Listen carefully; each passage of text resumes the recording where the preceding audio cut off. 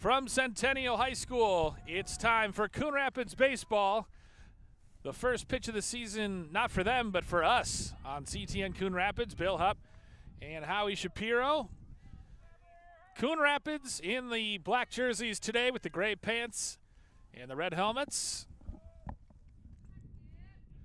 Centennial in the all-white with the red hats, red lettering, and numerals. And the first pitch is swung on and hit out down the right field line. That'll get down for a base hit as Jaden Kopp, the catcher, gets aboard with first pitch swinging here in the top of the first. Yeah, nice way for the Cardinals to start out. They had a couple of rough outings to start this season, Bill, and as I'm sure you know, obviously, and then they had a nice 6-3 win over Armstrong last evening. So Centennial, really a good squad, comes in at 3-0, hitting the ball well, pitching well. And this is a great test for Coon Rapids.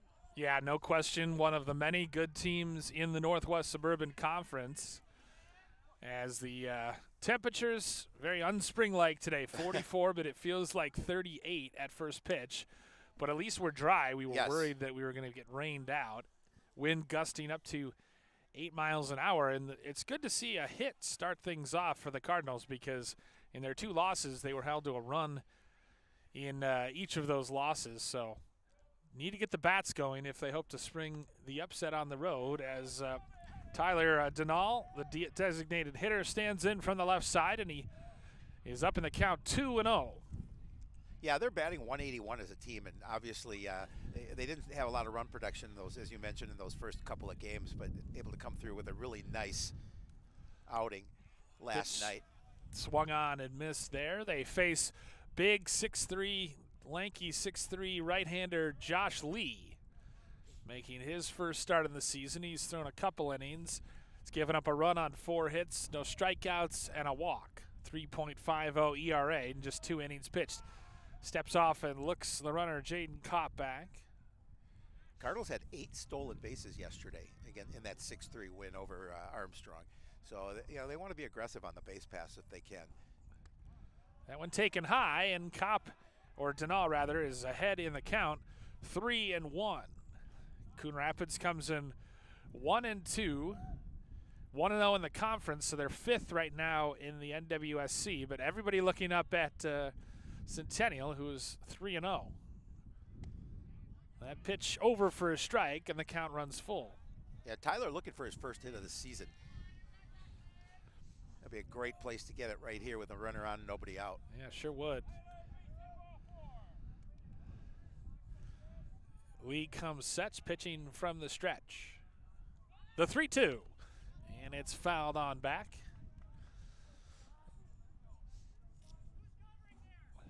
Yeah, I think Cardinals like to get on the board first here, put a little pressure on Centennial early in this contest. Definitely not baseball weather today, Bill. No, not at all. But, you know, spring weather in Minnesota, I suppose. The 3-2, and Lee chases Kopp back. Jared Fearing, the left fielder, on deck.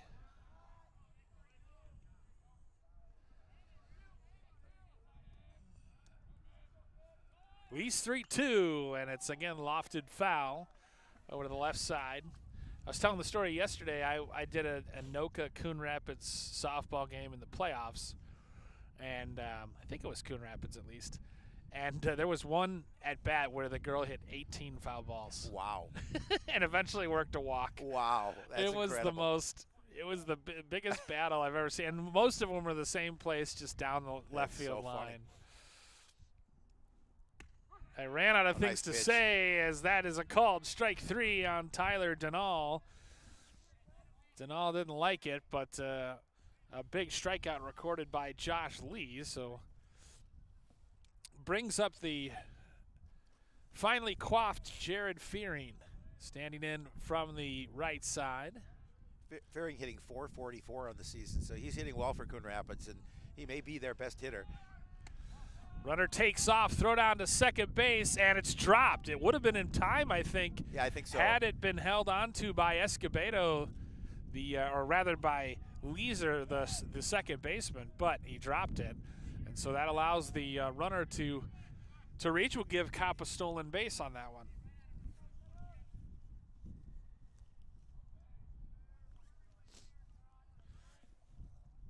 Fearing ahead in the count, 1-0. Takes that one called strike on the outside corner. Well, Lee looking for that first decision on the season, comes into the year with a 3.50 earned run average. Yep. Cardinals trying to get to him early. Yep, and that is hit out to right field, coming on, giving chase Hackett, the first baseman, and watch it go out of play. Well, it's pretty windy, and that wind's going to carry. Yeah, and the wind seems to be blowing left to right, so that definitely took that and pushed it foul. Fearing, as most best hitters in lineups do, hitting in the 3 spot. Prime RBI opportunity with a runner at second base. The count 1-2 with 1 out.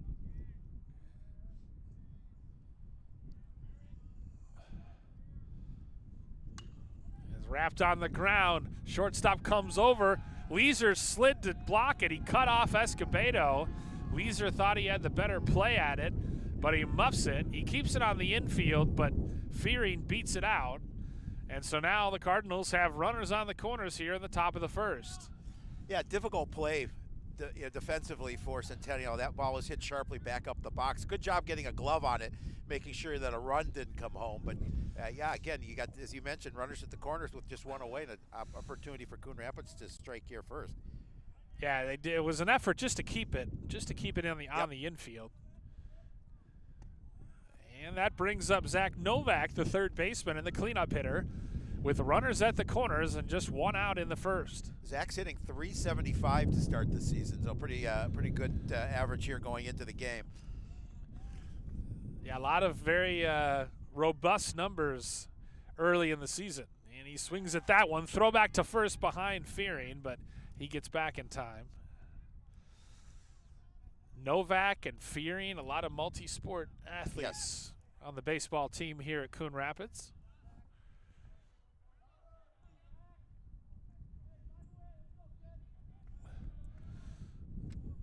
The pitch. Back up the box. Leisure steps on second, over to first. A huge double play turned by Centennial. So Josh Lee pitches around a couple singles. Cardinals leave a runner. We head to the bottom of the first. Cardinals nothing. Centennial coming to bat here on CTN Coon Rapids.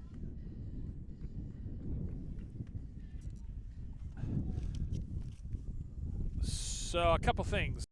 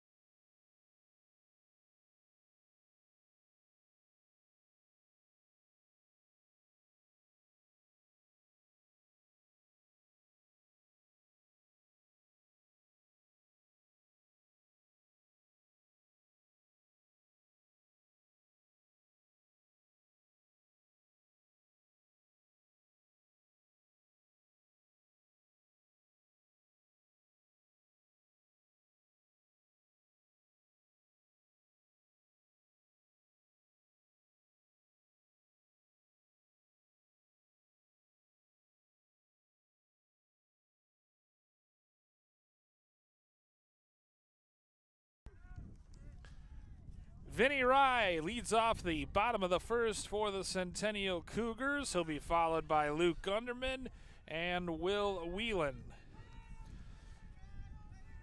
Rye's batting from the right side.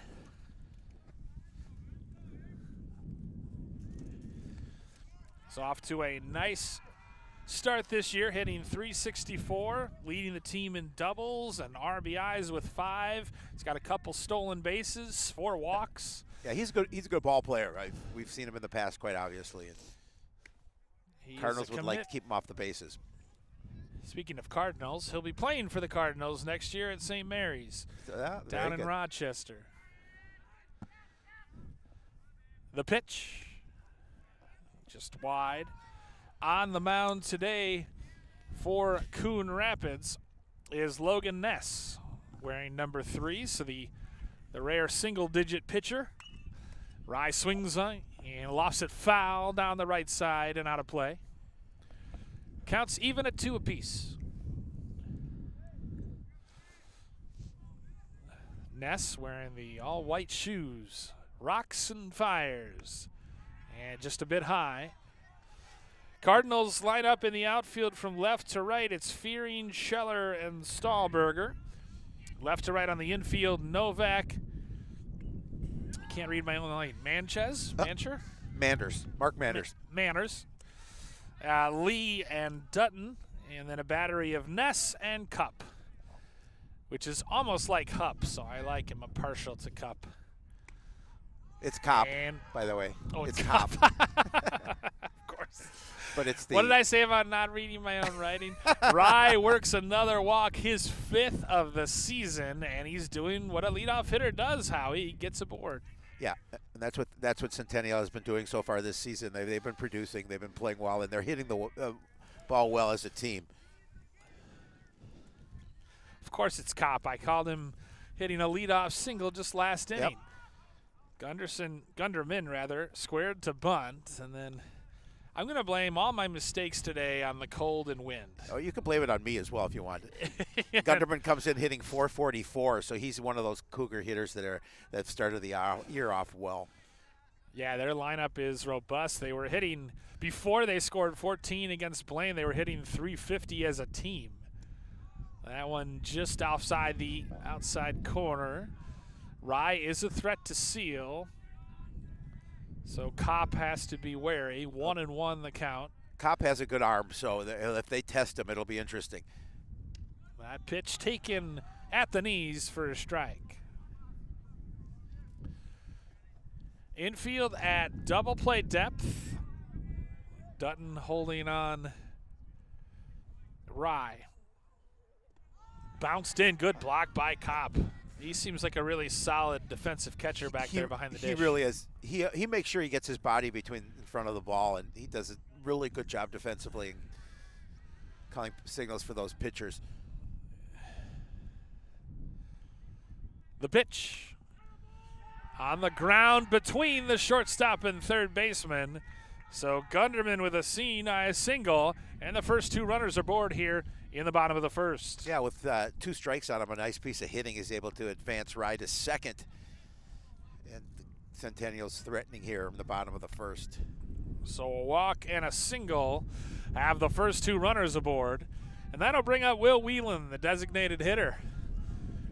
Whelan committed to the University of Minnesota as a junior. Impressive numbers for him as he looks at a called strike. Yeah, he's hitting .333 on this season. He is. 5 walks. He's got a .571 on base percentage. So that's solid numbers. That'll do. Yes, it will. Takes low and inside to even the count at 1. Rye leads from second. Gunderman from first.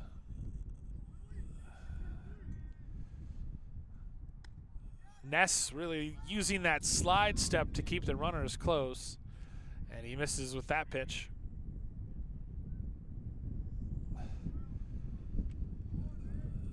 The 2-1.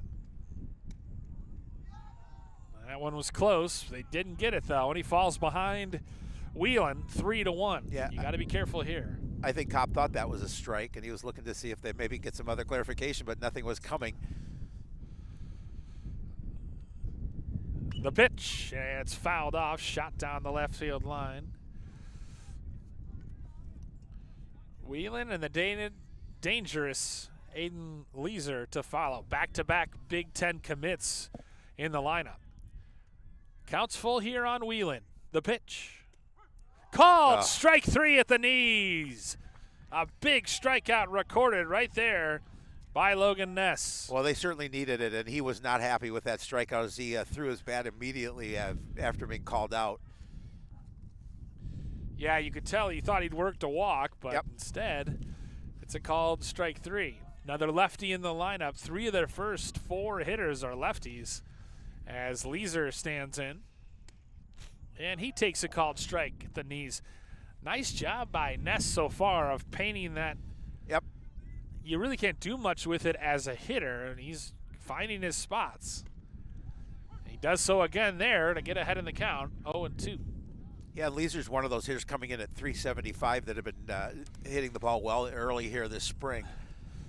Yep, he's got 3 RBIs, a stolen base, and a robust .545 on base percentage. Swings through that one, and he goes down on strikes. That was a huge strikeout. If they can get away without any damage here, that's a big outing for Logan Ness. Ness, after allowing the first 2 runners to reach, fans the next 2, arguably the 2 most dangerous hitters in the Cougar lineup. Brings up another lefty in big Owen Hackett. Hackett swings first pitch and fouls it out over his dugout. Hitting .375 on the season, couple walks, couple RBI. They had a wild game yesterday. They hung on after being up 14-3 entering the last inning. They had to hang on to beat Blaine 14-12. That one shot out to left, and it'll drop foul. Just foul. Unfortunate, too, because Fearing took a bad route right there. He started to go back, and then he slipped. And fortunate that it went foul. Well, and you can see the wind's playing havoc with what sure. these baseballs are doing. No, that's a great point. And so once again, Ness has gotten ahead of another hitter. He's ahead 0-2, trying to get out of this jam. The pitch. On the ground. Shortstop up with it, and steps on the bag to retire the side. So Ness leaves a couple on after getting the first 2 runners on base. Centennial with a hit. They leave 2 but don't score anything. We're through 1. Scoreless here at Centennial on CTN Coon Rapids.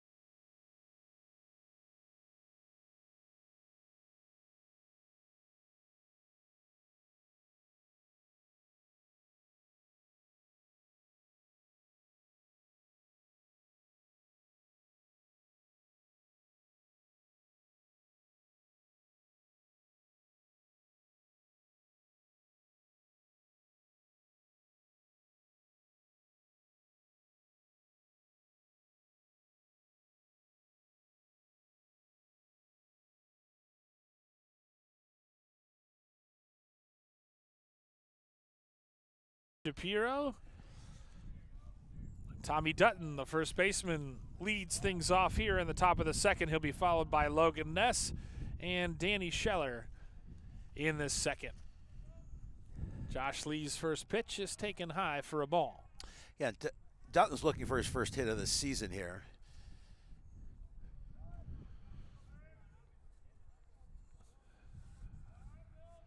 Lee with a very simple windup, and check swing couldn't hold up.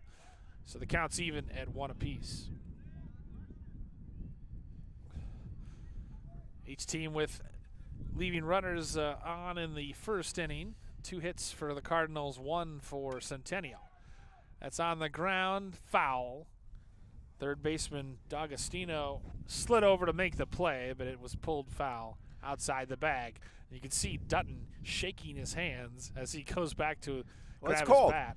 It's It cold. is very cold. Definitely when the ball makes contact with the bat, it can sting. It certainly did there for Tommy. This is stinging weather, that's for sure. Yeah. Lee's pitch. This one's fair. Shortstop up with it. Escobedo, long throw in time to retire a hustling Dutton. Nice play by Escobedo at short. Yeah, I was going to say, nice throw from deep in the hole by Escobedo. He just has a strong arm. 6-3 on the putout. Brings up the pitcher, Logan Ness.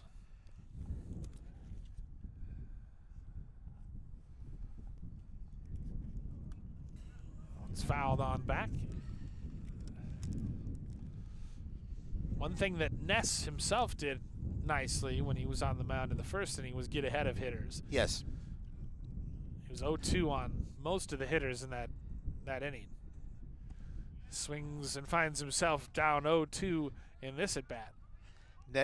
Ness hitting 167 on the season as he steps to the plate. And again, the Cardinals started off a little slow, had a nice win yesterday, and as we talked about, good opportunity here against a really good Centennial team. And in fairness to the Cardinals, they had a really tough opening schedule. They did. 3 games on the road. Yep. And 2 of them were at South Suburban Conference Powers in Minnetonka and Prior Lake. Correct. Called strike 3. Lee tires the first 2 batters here in the second. And I'm going to correct myself before we get called out in the comments.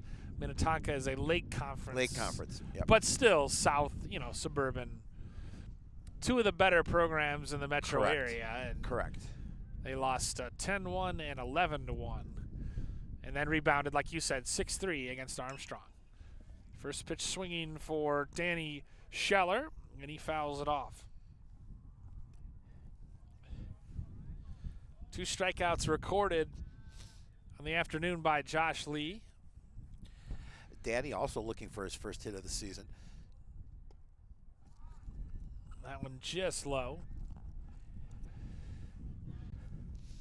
Yeah, a lot of guys out there with the black balaclavas. Not a bad idea on a blustery, cold spring afternoon. That's lofted out to right. He comes in initially, Gunderman drifting and makes the catch, but he made it a lot more acrobatic and difficult than he needed to. Well, that wind was carrying it to the right field corner. So.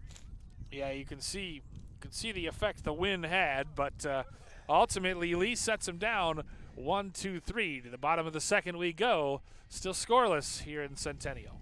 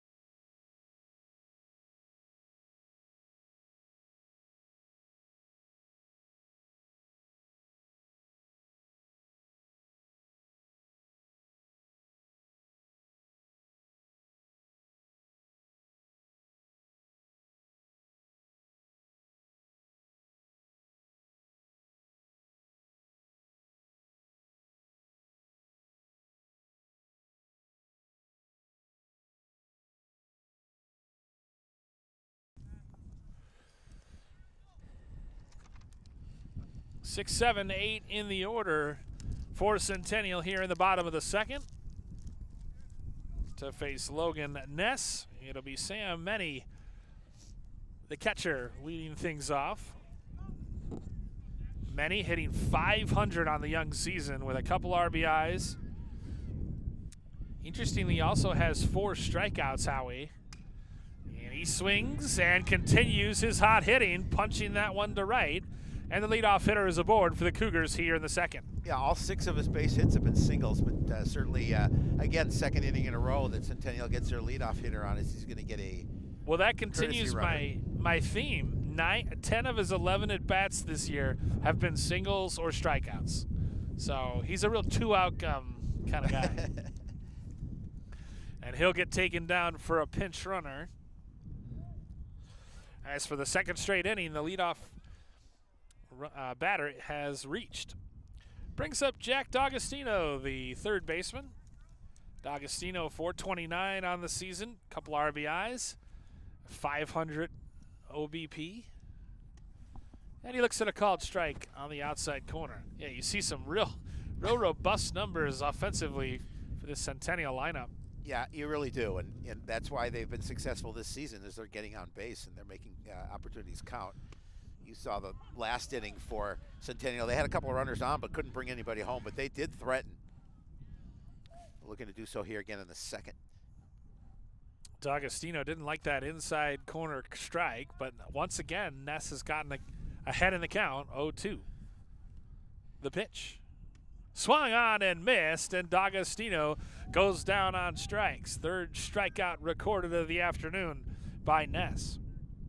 Yeah, big strikeout for him here with a runner on first to get that first out of the inning. Yeah, it's like Ness, he's like, yeah, I'll put some runners on, and then I'll strike people out, and I'll get us out of a jam. Well, a good opportunity here defensively, see if Coon Rapids can turn a pair. They had 3 double plays yesterday in that win against Armstrong. Anders Westman steps in. Light hitting left fielder, .222 on the season, a couple walks, a stolen base. That one was close, but Ness didn't get the call, and he finds himself down in the count 2-0.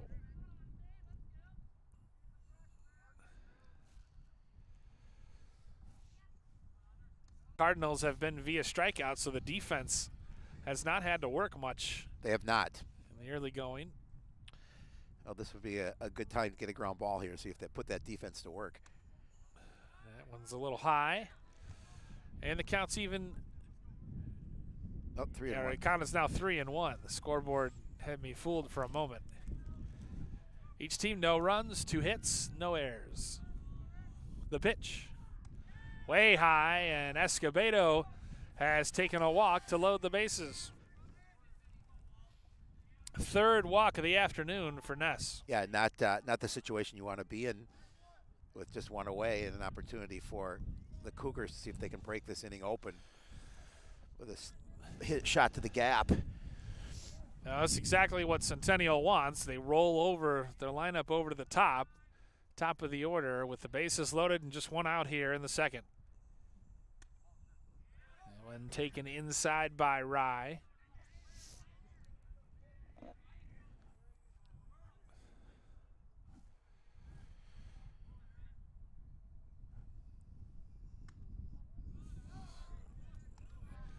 And once again, Rye gets ahead in the count, 2-0. Rye reached via walk in his first at-bat, so we know he's patient. He leads the team with 5 walks. On the ground to first, grabbed by Dutton for 1, and he'll hold on.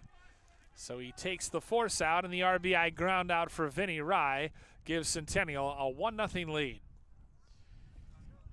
Well, good job. Dutton really don't think he had to play at any other base, and obviously took that easy out at first, which gives them 2 outs, see if they can get out of this inning with just the 1 run across.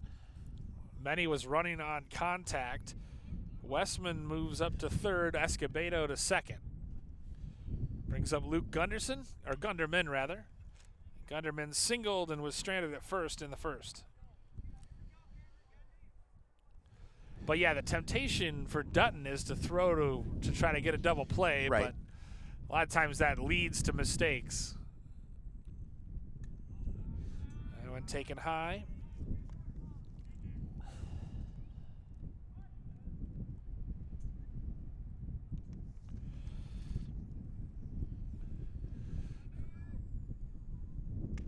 Swung on and missed by Gunderman.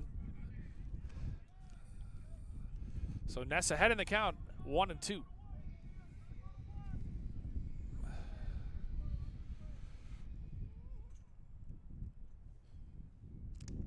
Struck him out. Nice job by Kopp to hang on to that foul tip. And so Ness gets out of the jam via the strikeout. He limits the damage. 1 run on a hit. Centennial takes the lead. We're through 2 innings here in Centennial, and the Cougars lead at 1-0 on CTN Coon Rapids.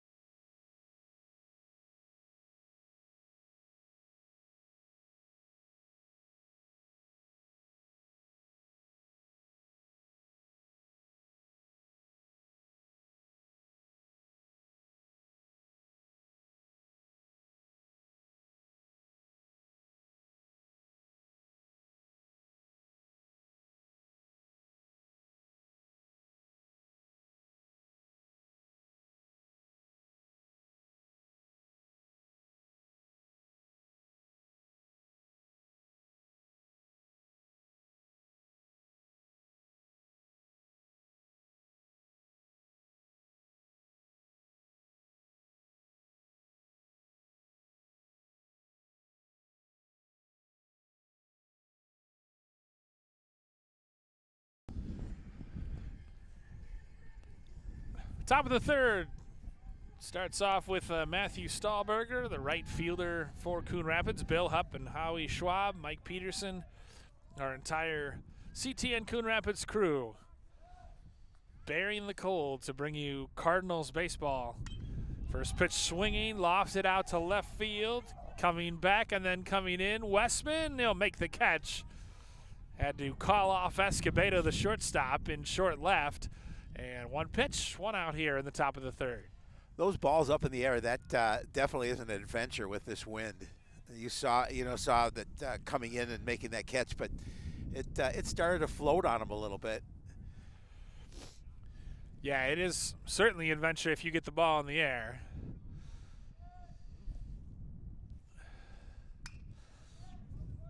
Sammy Lee grounds to the second baseman, and his counterpart, Leisure, throws him out. So Cardinals not waiting around. They're swinging the bats here in the third inning, and there's quickly 2 outs.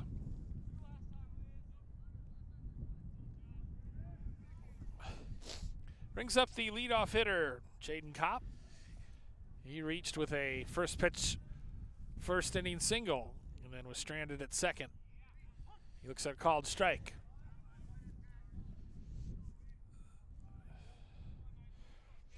Singled and stole a base, and then was stranded at second. Nice pitch. That pitch over at the knees for a called strike, and Kopp down in the count, 0-2. He's working quickly, pretty efficient.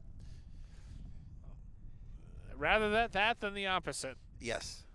Kopp on the ground, past a diving Leisure, and he's aboard with his second base knock of the day. Yeah, he's a good ball player. We've talked about it about Kopp last year and his growth, and this year starting off as a nice season. Get a couple of base wraps. He'll get taken down for a pinch runner. Tyler Denal, the designated hitter, stands in. Denal batting from the left side, struck out looking in his first and only at bat. That's Colin McCullough as Okay. the courtesy runner at first for Coon Rapids. So McCullough for Kopp with 2 out here in the third. Lee pumps over a strike.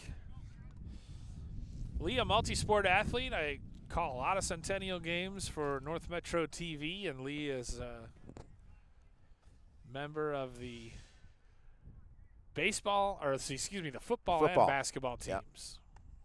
Yep. Multi-sport. Multi-sport athlete. Yep, wide receiver and cornerback in football. 1-1 the count on Tyler Denal. It's kind of like Joe was in high school. He was a multi-sport athlete.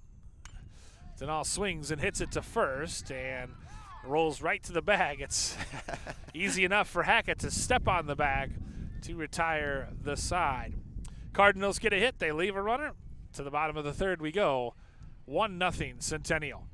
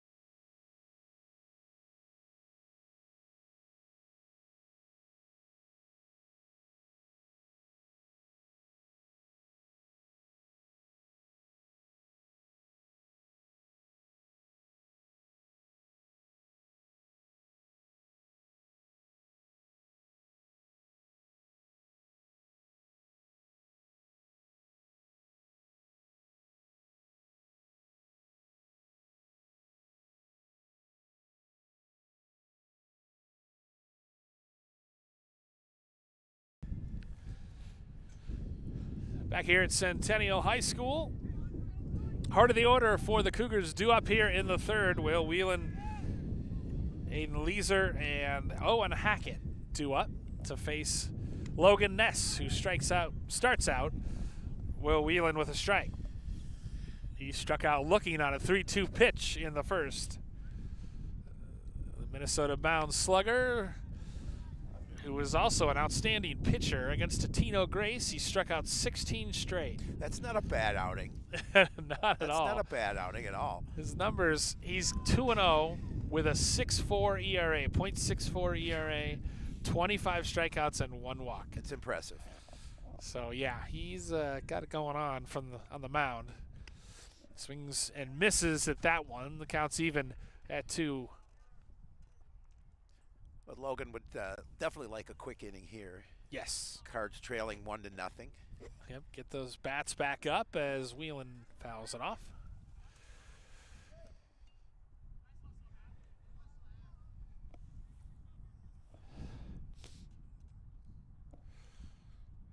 Cardinals no runs, 3 hits, no errors. Centennial 1 run on 2 hits and no errors. The pitch. Who just missed. They wanted it. And again, the count runs full on Will Whelan.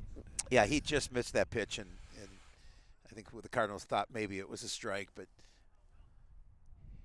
the 3-2 bounced in, and Whelan works a leadoff walk, and for the 3rd straight inning, the leadoff runner is aboard for Centennial. Well, not what you want to see, especially against a good hitting ball club like the Cougars. And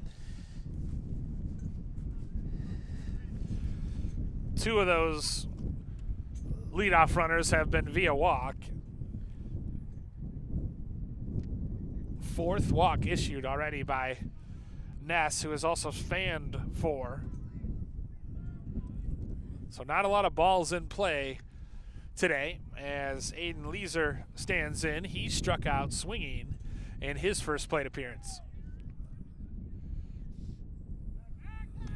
They'll check Wheelan. Ooh, that was real close. I think he caught him napping a little bit off first base. And Wheelan came back. He didn't dive back. He kind of tried to step back in.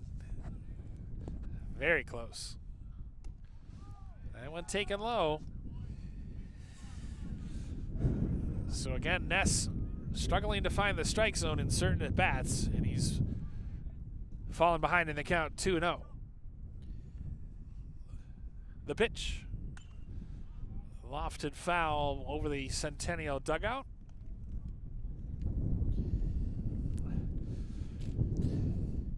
Yeah, we'll see with the cool weather how long a leash that the pitchers have on the mound, you know, especially so early in the spring.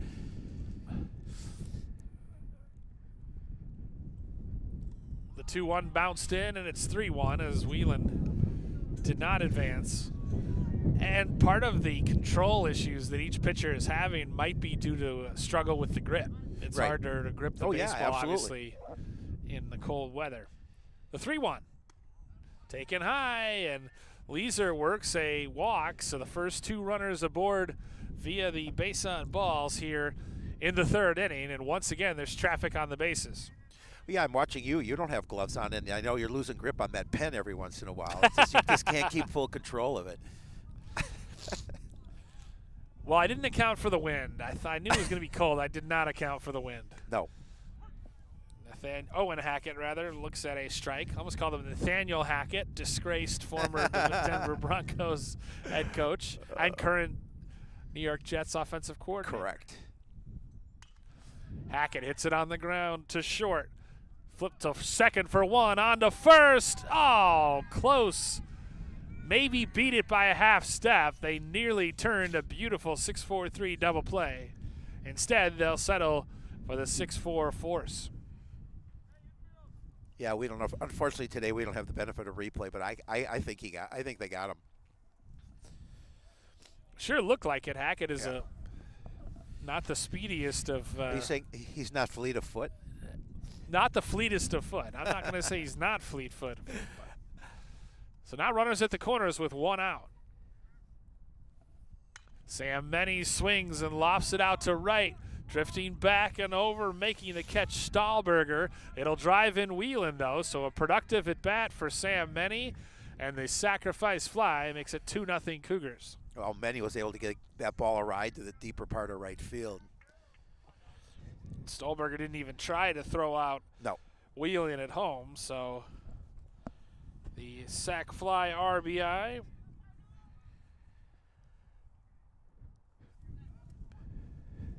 Brings up Jack D'Agostino with one on and two out. He swings and misses as Hackett remains at first.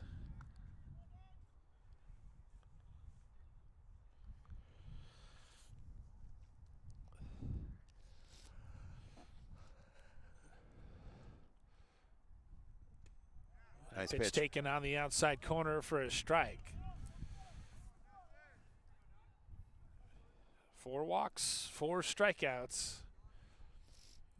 Centennial with 2 runs on 2 hits.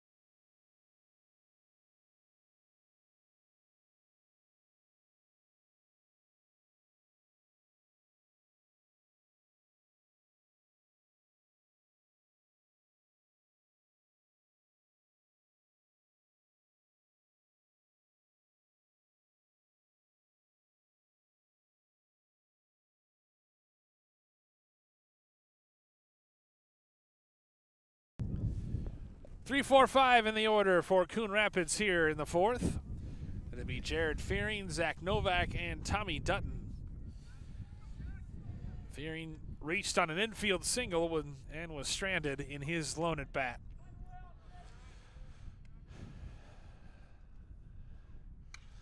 On the ground toward us. Well, you and I were chatting off air that this very possibly could be a low-scoring game, and a big second run opportunity for Centennial. Getting that second run puts a little more pressure on Coon Rapids. Fearing swings and fouls it back. My mouth doesn't work when it's this cold. I was just going to say, sometimes it gets so cold, your mouth doesn't work correctly. Your jaw gets a little too cold.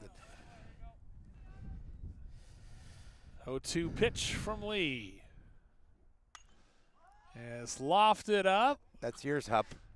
That is going to drop just in front of the first baseman.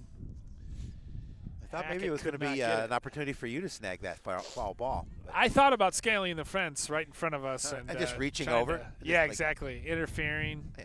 Getting myself kicked out. Forcing Mike Peterson to come down and broadcast. Hey, he can do hockey. He can do baseball.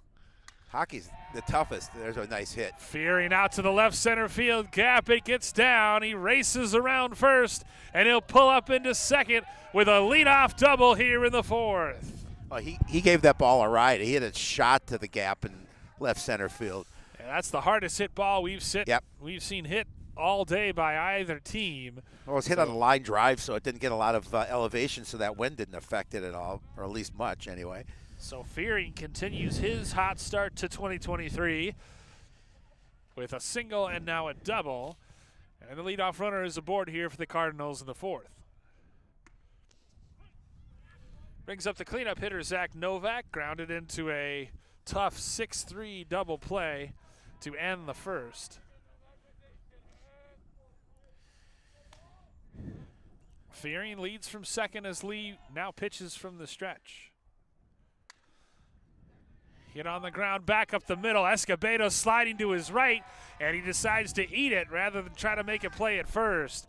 Nice job by Escobedo to keep it in the infield, but a well-placed hit by Novak, and the infield single puts runners at the corners for the Cardinals.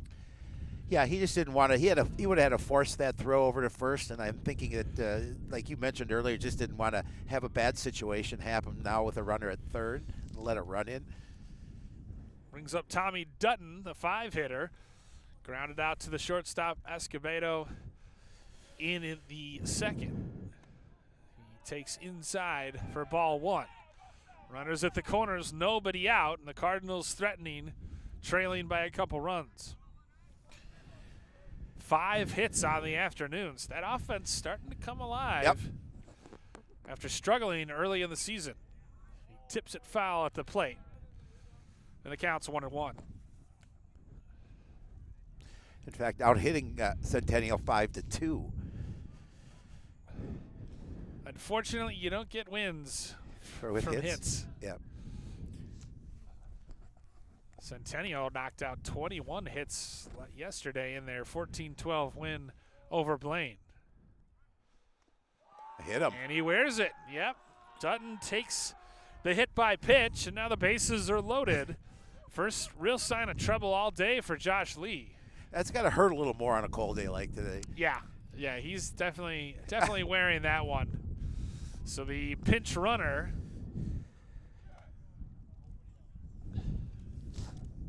Dutton lifted for a pinch runner, and Logan Ness with a chance to really help himself with nobody out and the bases loaded here in the top of the fourth.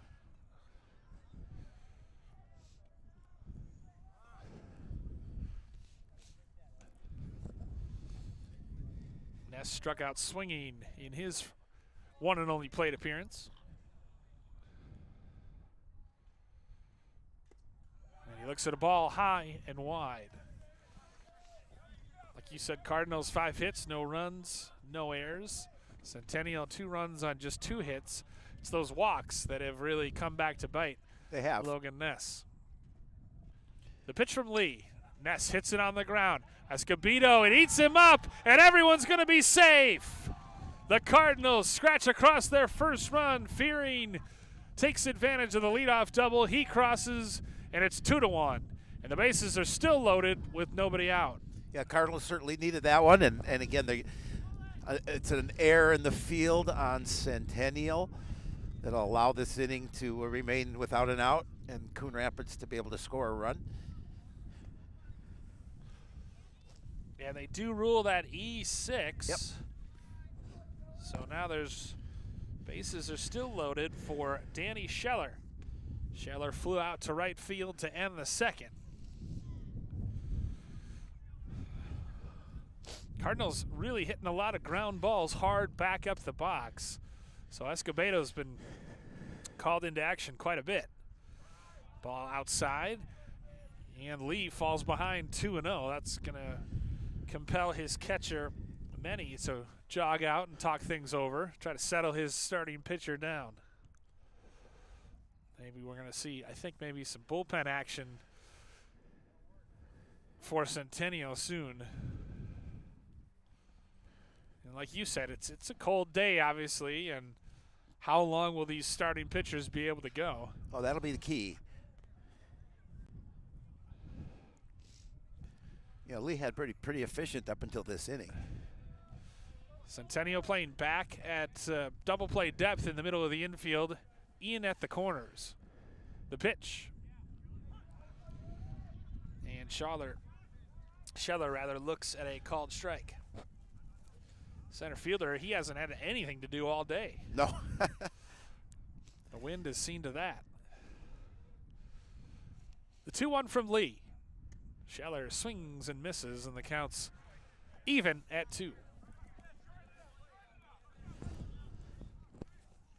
Novak at third, Dutton at second, Ness at first. Big opportunity right here for Coon Rapids. Lee steps off.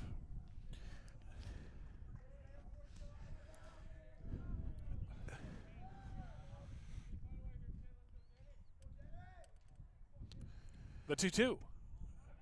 Low one outside, and the count's full. Oh, good patience at the plate there. Just make sure he didn't chase it.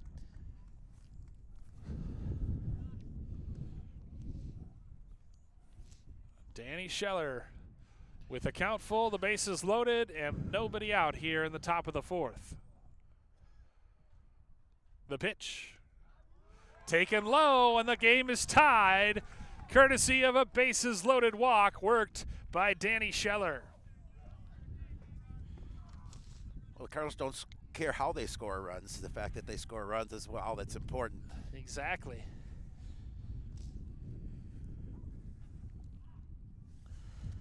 Colin McCullough is going to come in again now and run for Ness at second. As they're going to take a walk to the mound and talk to Lee.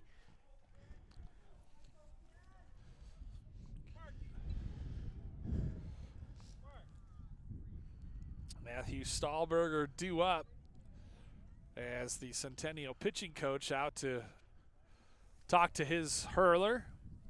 Cardinals have scratched across 2 runs, still have the bases loaded with nobody out. Nobody out. Yep. You know how I think standing was a great call. I think so too. Much warmer. Yeah. Well, keep telling yourself that. Stahlberger in his first plate appearance flew out to left to lead off the 3rd.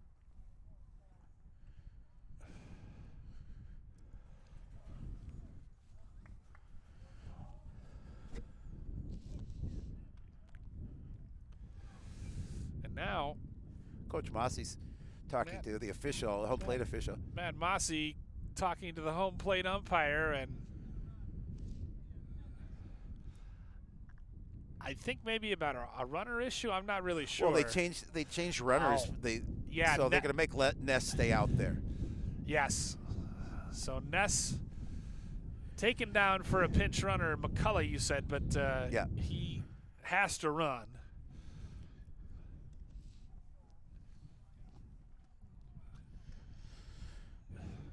We'll see if that affects him next inning on the mound.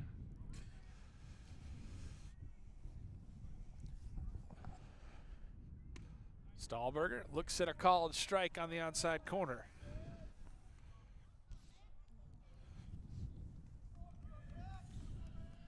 First 5 hitters in the order have reached for Coon Rapids. Our first 5 batters of this inning, I should say, is ball taken outside and the count's even at 1.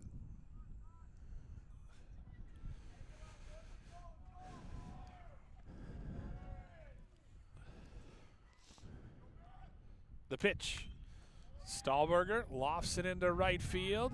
Coming on, long run, right at the line, it's caught, but the tag comes in, and the Cardinals take their first lead of the game. A productive out by Matthew Stahlberger as Gunderman had a long throw, and that allowed Dutton to cross with a go-ahead run. Cardinals have plated 3 here in this top of the 4th. Yeah, with the wind, it was a difficult throw to try and get him at the plate, so you want to be aggressive and you want to make sure you score that run. And Ness alertly moved up on the play as well, so a sac fly RBI for each team now. And it's time for Sammy Lee to step to the dish with a runner at third and 2 out in the inning. Runner at first and third, I should say. We'll see if Coon Rapids decides to try to do any kind of first, third things. Blaine did that yesterday, or I should say Centennial did that yesterday in softball, and it worked to perfection as Lee swings at that pitch outside and misses. Still only 1 out in the inning with runners at the corners. Count 1-1 on Sammy Lee. That's a pitch Lee probably wouldn't like to have had back. He chased that one outside. The pitch swung on and missed. Runner goes and was cut off by the second baseman, Leeser. So unable to advance. Give a steal to Scheller.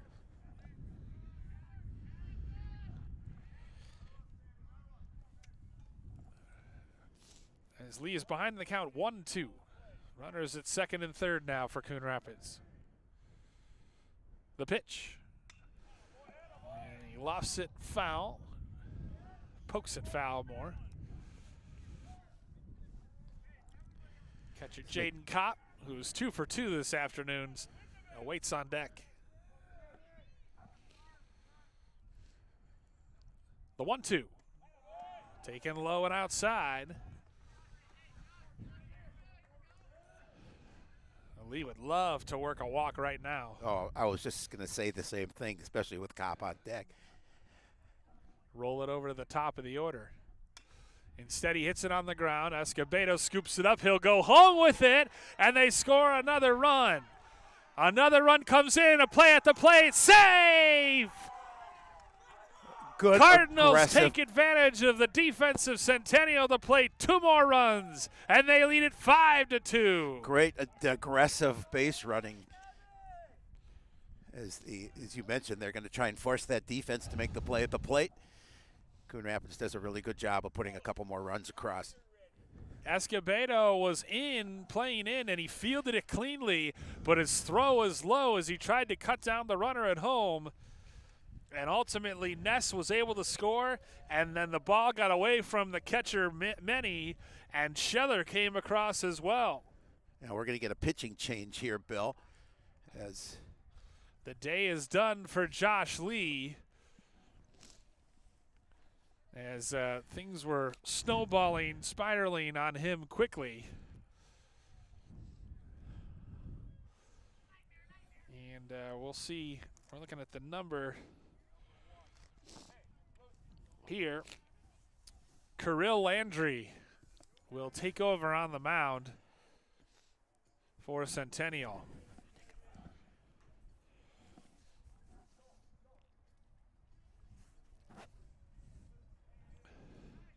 Sammy Lee, incidentally, on that play, raced all the way to third. So Lee stands at third with still just 1 out in the inning. But 5 runs have come across for Coon Rapids. 5 runs on 5 hits. But this inning very much fueled by airs and wildness for Centennial. Yeah, so now we're going to get an opportunity for him to get some warm-up pitches and another opportunity for the Cardinals to see what he's going to do. Do you think that was – yeah, we'll take a quick timeout while Landry warms up. Cardinals have scored 5 in the fourth, looking to add more when we come back here on CTN Coon Rapids.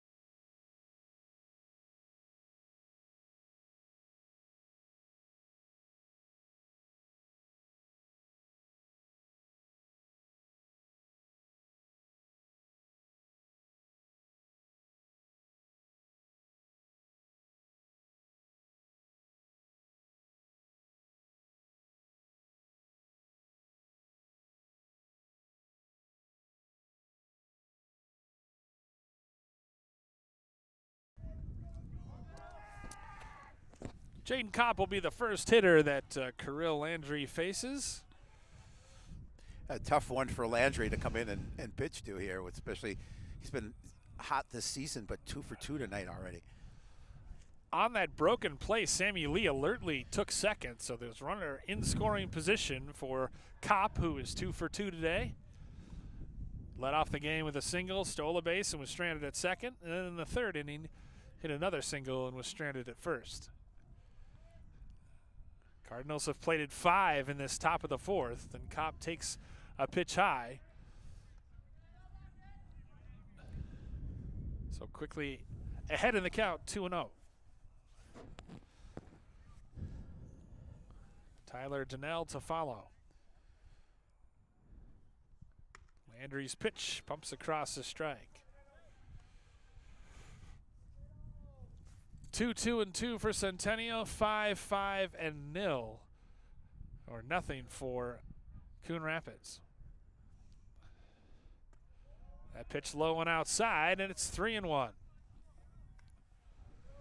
Well, the patience and good at-bats of Coon Rapids have paid off here in the fourth inning. Yeah, obviously able to plate 5 runs so far. That one low, and Kopp aboard for the third time today as he works a one-out walk. Now runners at runners at first and second, I should say. Well, now if you're Centennial, you hope for your defense to get a ground ball and see if you can get 2 and get out of this inning.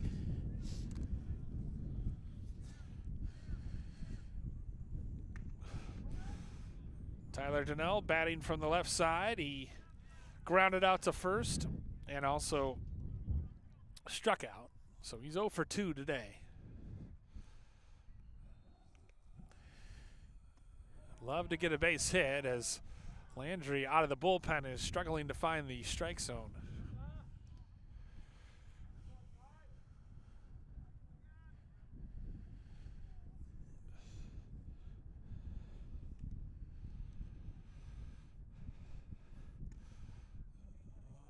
That one misses wide, and it's 3-0. And more activity in the Centennial bullpen as Landry goes behind the mound trying to regroup himself. He's already walked one batter, and he's behind in the count 3-0 to Donnell. And he misses a 4-pitch walk issued to Donnell And Sam Meny is going to walk out and try to settle his reliever down. And this is exactly the guy you want coming to the plate, Jared Fearing. Yes. Striding to the plate, Fearing led off the inning with a double and came around to score. So the Cardinals have batted around here in the top of the fourth. Well, it's not like there's any place to put him, so you have to pitch to him. Fearing 2 for 2 today, an infield single and then a double and a run in the fourth. Bases loaded with Cardinals.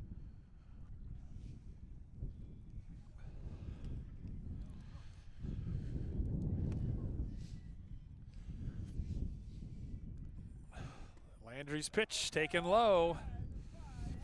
I believe that's 7 straight balls thrown by Kirill Landry. Yeah, he just can't find the box. I do really think the cold and the lack of grip is impacting these pitchers. He misses there, and once again, Landry finds himself behind a hitter.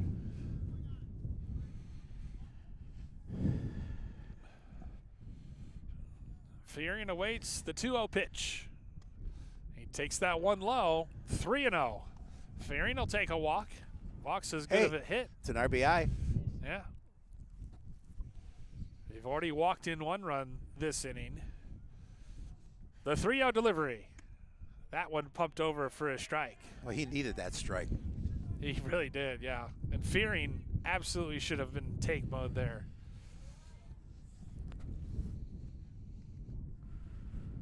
The pitch. That's low. Fearing draws the base on balls. It forces in a run. It's 6-2. A 6-run explosion. This matches, to give you an idea, this matches the season high in runs for the Cardinals. Yep. Yeah, didn't do much offensively the first 2 games, and won 6-3 last night over Robertsdale Armstrong, and now we're going to change pitchers again. So a short outing for Landry, who issues a couple 3 base on balls, and he'll be taken down for another reliever. Not the outing how he wanted. No. Tyler Gruet will get an opportunity to take the mound here for the Cougars. Yep. Gruet comes on in relief. So he'll get some warm-up pitches. What a productive inning for Fearing. An RBI walk. He's reached base 3 times. Him and Kopp, 3 Reeses each.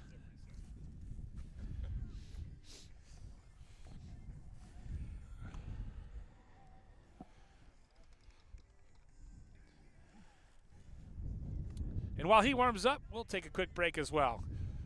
Cardinals still batting here in the fourth. They've played at 6. They still have the bases loaded, and there's still just 1 out. Don't go anywhere. Back in a second here from Centennial.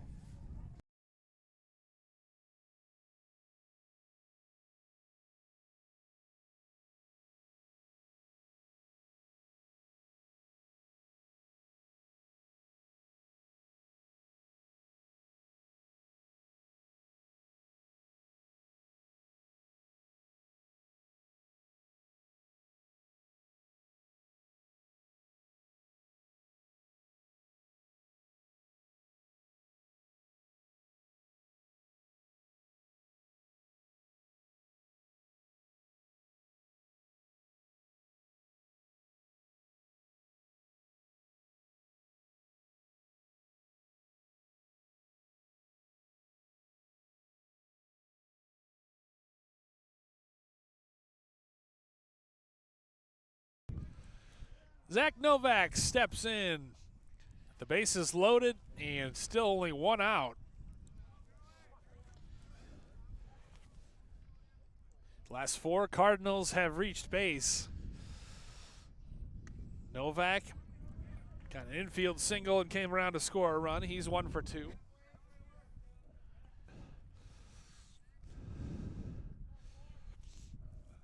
Tyler Create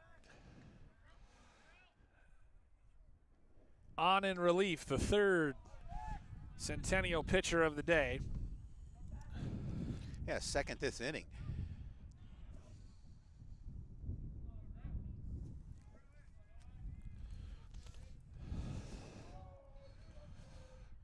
The 1-1 pitch, swung on and missed. So say this for Gruyere, he's at least coming on and throwing strikes. Yep. And, you know, interestingly, Centennial really struggled with their bullpen yesterday. They had a 14-3 lead over Blaine and nearly lost it, hanging on to win 14-12. That one taken low. Centennial bench wanted it, but it looked a little low.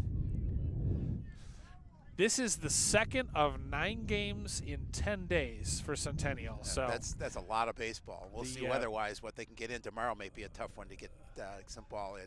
The pitching depth will surely be tested as he bounces that one in, and the count runs full. So Novak has worked the count full with the bases loaded. The last 3 Cardinals have walked. Those are the runners on base. Novak swings and hits it to third. They'll go to home, and it's off the glove of the catcher. Many couldn't handle it, and their run comes across as Kopp scores the 7th run of the inning for Centennial. I mean for Coon Rapids. And another error in the field for the Cougars. At least I believe they'll give them. Yep, there's the third error. It is, and I'm not sure. That looked like a good enough throw. I thought he had him out. But I thought he just touched the plate. D'Agostino's throw just got away. First pitch swinging out into left center field. It's going to get down for a base hit. Station to station, and the Cardinals, they had to hold up to see if it would fall. Denal comes across, and the line continues to move for Coon Rapids. And still just one away in the inning, and still bases loaded. Unbelievable. Now, 8 of the 9 hitters in the order have scored runs in this inning for Coon Rapids, and they lead at 8-2. Popped up.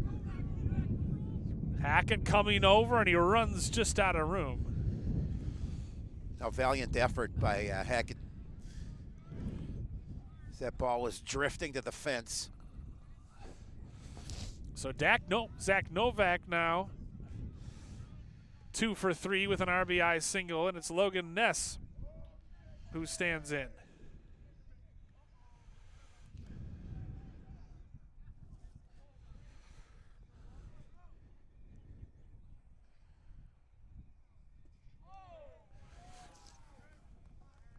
They don't announce who they give the errors to. I'm just going to give it to the third baseman, I guess, in this case. Yep.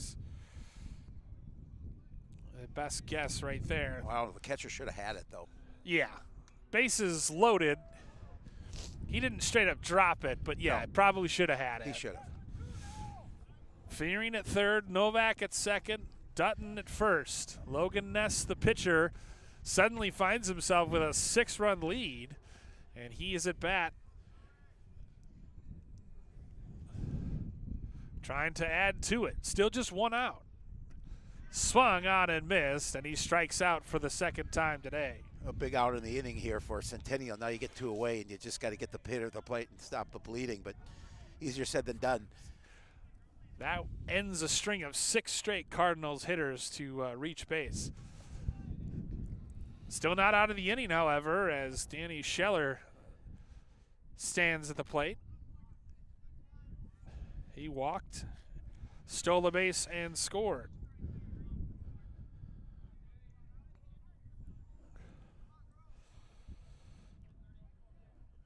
Also flew out to right to end the 2nd. The pitch swung on and missed. So Gruyere is doing his job, coming on, throwing strikes. Defense has really let Centennial down here in the 5th. Or the 4th, rather. Big cut and miss. And the wind is just kind of constant now. Yeah, it's brutal.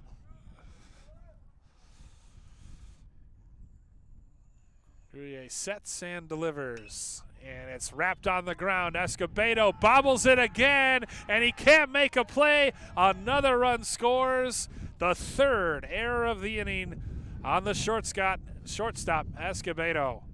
The fourth error committed by Centennial. Yeah, I mean, it's just it's a brutal inning for the Cougars coming in, giving up 9 runs and 4 errors. Number of walks. Scored his second run of the inning right there. As the bases remain loaded for Matthew Stahlberger, who hit a sac fly RBI to right field. He's flown out twice today. And he's ahead in the count, 1-0. 9-2 the score. He punches that one up in the infield, and the catch made by Leeser to retire the side. 9 runs in the inning. 9 runs on 3 hits, 4 errors, and 3 left on base. An explosive inning for Coon Rapids, and they now lead it 9-2 here on CTN Coon Rapids.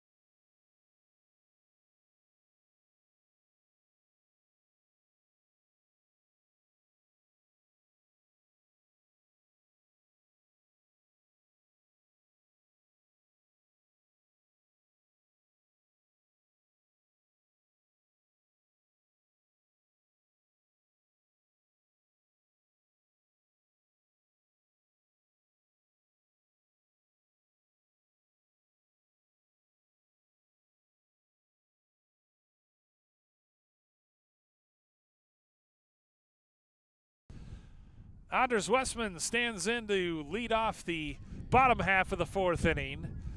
Centennial spent about the last hour in the field as a 9-run inning that featured 2 relief pitchers, 2 pitching changes, I should say, and 3 pitchers overall.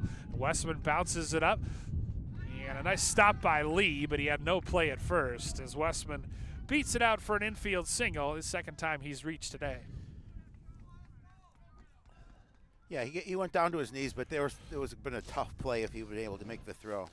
And there's been a lot of balls hit sharply back up the middle, and fielders have been able to keep them in the infield but not necessarily make a play. So the leadoff hitter aboard for Centennial, and Westman bluffed the run as Tyler Escobedo, the shortstop, standing in from the left side. And something that is key is their normal shortstop was hit by a pitch against Blaine yesterday as Escobedo looks at a strike. And so they had to shuffle the lineup a little bit there. And Escobedo just made 3 errors in the top half of the 4th. So who knows how things might have changed had their regular shortstop been in there as Escobedo goes down on strikes. 5th strikeout of the day recorded by Ness. Yeah, things changed a little bit for Logan Ness. The last time he was at the mound, all of a sudden he's got a 7-run cushion. And so he has the opportunity here. See if he can make a quick inning of it, although he did give up a hit to start this one. Vinny Rye at bat. RBI ground out in his last at bat, and he walked and was stranded at second in the 1st. He's got a runner at first, and Centennial came into the game 3-0 and in first place in the conference. Official calls time. Rye took a timeout as Ness was beginning to wind. Ness has walked 4 today and struck out 6. And now he can be really aggressive with the strike zone with a 7-run lead. He can.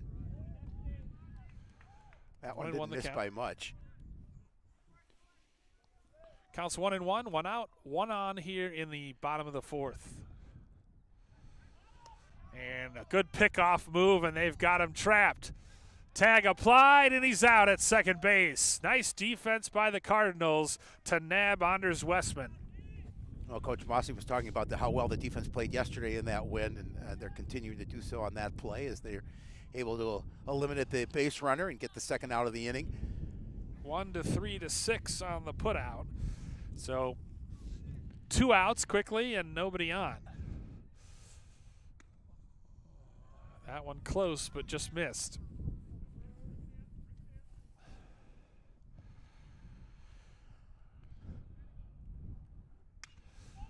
Rye wraps it on the ground. It was scooped up initially by Dutton. He's got no play at first.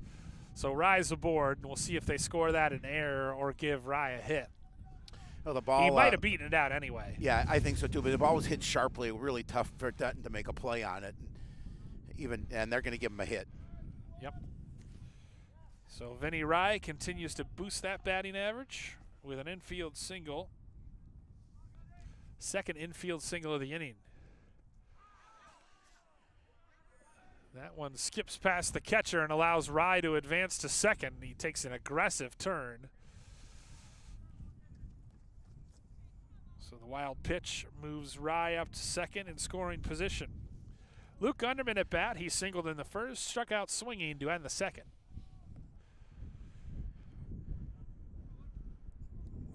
The wind of the pitch. Gunderman fists it out to the shortstop, camps under it, and makes the play. Manverse takes care of it for the 3rd out of the inning. We're through 4 at 9-2 Cardinals here at Centennial.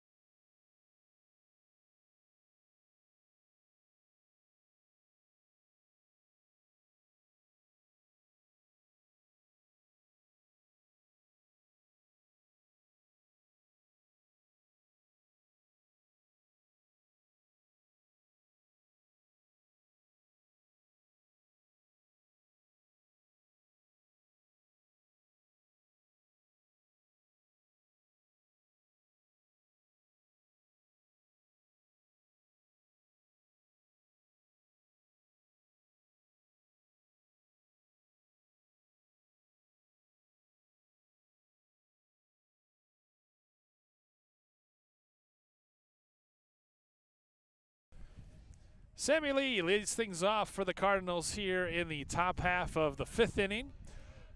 Coon Rapids enjoying a 9-2 lead. 9 runs on just 6 hits thanks to 4 Centennial errors. No errors committed by Coon Rapids yet. Meanwhile, Centennial 2 runs, 4 hits, and those 4 errors all committed in that 9-run 4th. All extremely costly. Yes. And a lot of times, actually, I want to say that 3 of the 4 were trying to make plays at home. Yeah. And they just couldn't. Yep. You get any of those outs, and the inning the complexion of the inning changes. Very different. Lee takes that offering high. Tyler Grier able to work from the windup after he starts the inning clean. Came out in relief and got the final 2 outs. Lee offered at the bunt and takes the strike. Counts even at 2. Yeah, defensively, you got to figure Centennial's not thinking bunt in this situation. So it was No. a good thought. Unfortunately, just couldn't make any contact with it. Pitch is wide, and the count's even. Or the count is full. Full. Yep.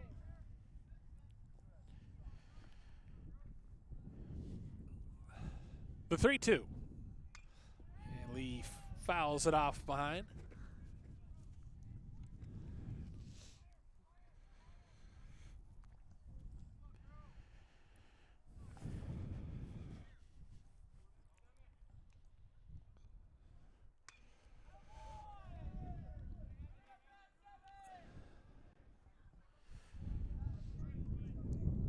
Mark Manders throwing behind us. He's getting a workout chasing foul balls.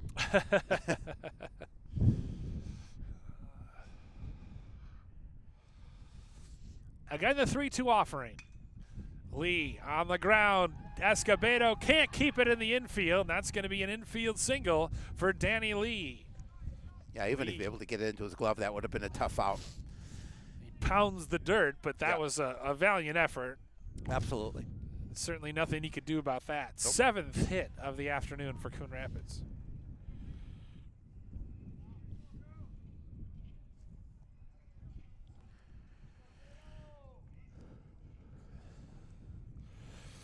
So the leadoff hitter once again aboard for Jaden Kopp. 3 reaches for him today.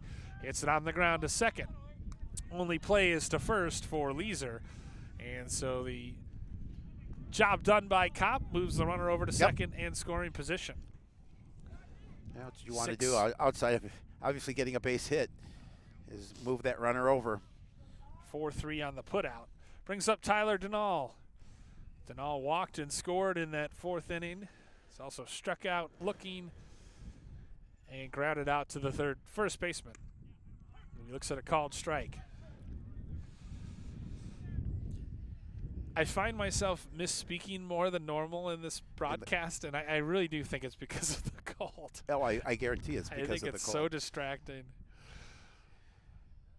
Lee dancing off second, off the end of the bat. It's knocked down by the first baseman Hackett. He'll go to the bag to record the second out of the inning.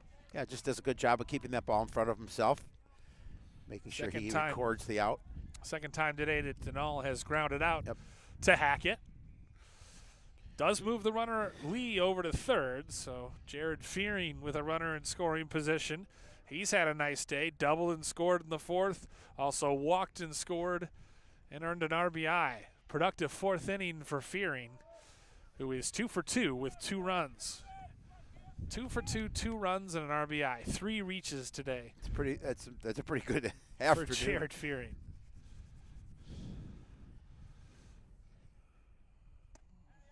And he's he's ahead on the count, 2-0. Easy for you to say. With Lee leading off third. Base hit will drive him in. The 2-0 pitch. And taken just high. It's 3-0. Fearing with a good eye at the plate.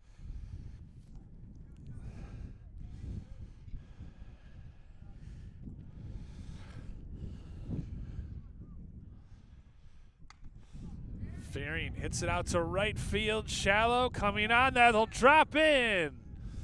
Jared Fearing off the end of the bat, gets the job done and drives in the 10th run of the game for Centennial.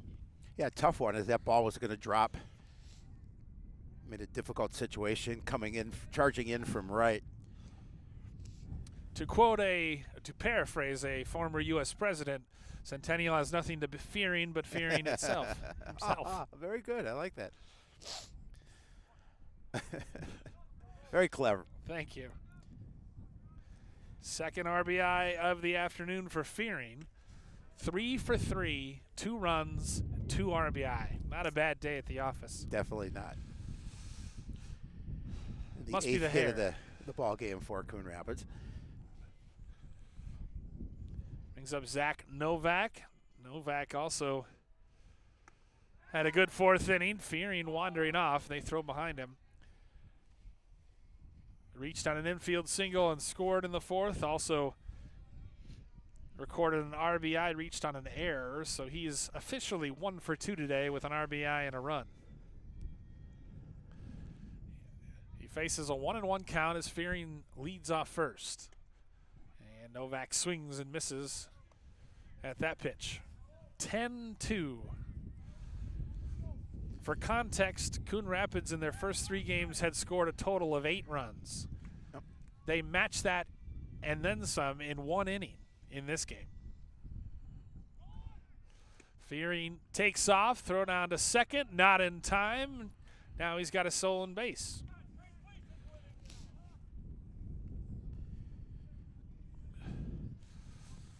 So Jared Fearing continuing his excellent statistical output. And now he's in scoring position for Novak. The 1-2. Novak fists it foul on the right side.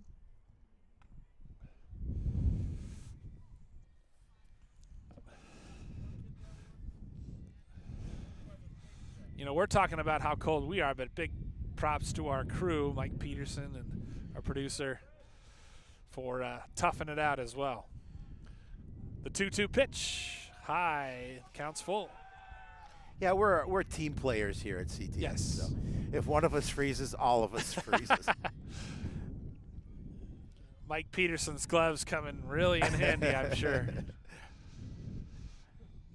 The 3-2. Novak fouls it on back. Oh. That was awfully close to hitting a young girl who is not aware. Yeah. Fearing leads from second. 2 out. The 3-2. Novak hits a little dribbler to third. Charging D'Agostino. Nice pick by the first baseman Hackett. And the inning ends. But Coon Rapids able to tack on another run. A couple hits. They leave one. To the bottom of the 5th we go. 10-2 Cardinals here on the road.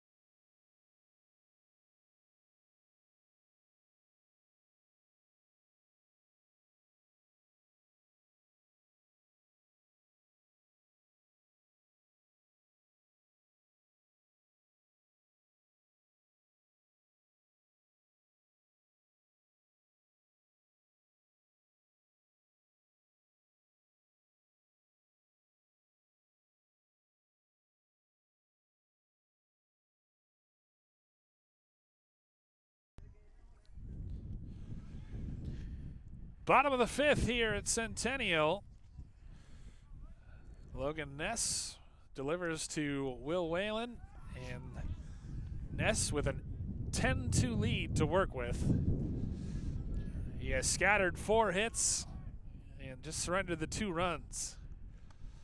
And he's also worked around 4 walks of his own, but he's behind in the count 2-0 to Whalen.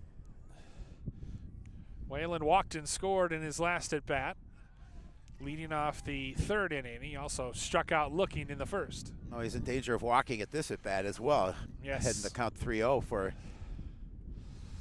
He's got a very mature approach at the plate. Yeah. He looks at a called strike there. And that's the modern hitter, right? Is not afraid to take your walks. Nope. And no, absolutely not. you just get on base. Walks as good as a hit. Fouls it off there, and the count is 3-2. Unless the hit's a home run. And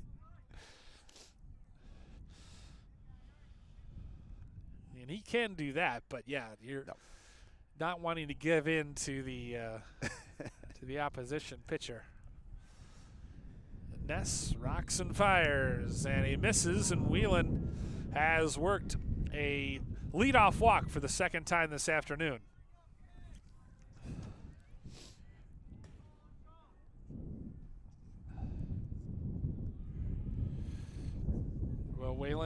designated hitter today. He also sometimes plays first. Hackett has been pretty busy at first today. Yes. Brings up Aiden Leeser, second baseman, and Nebraska commit.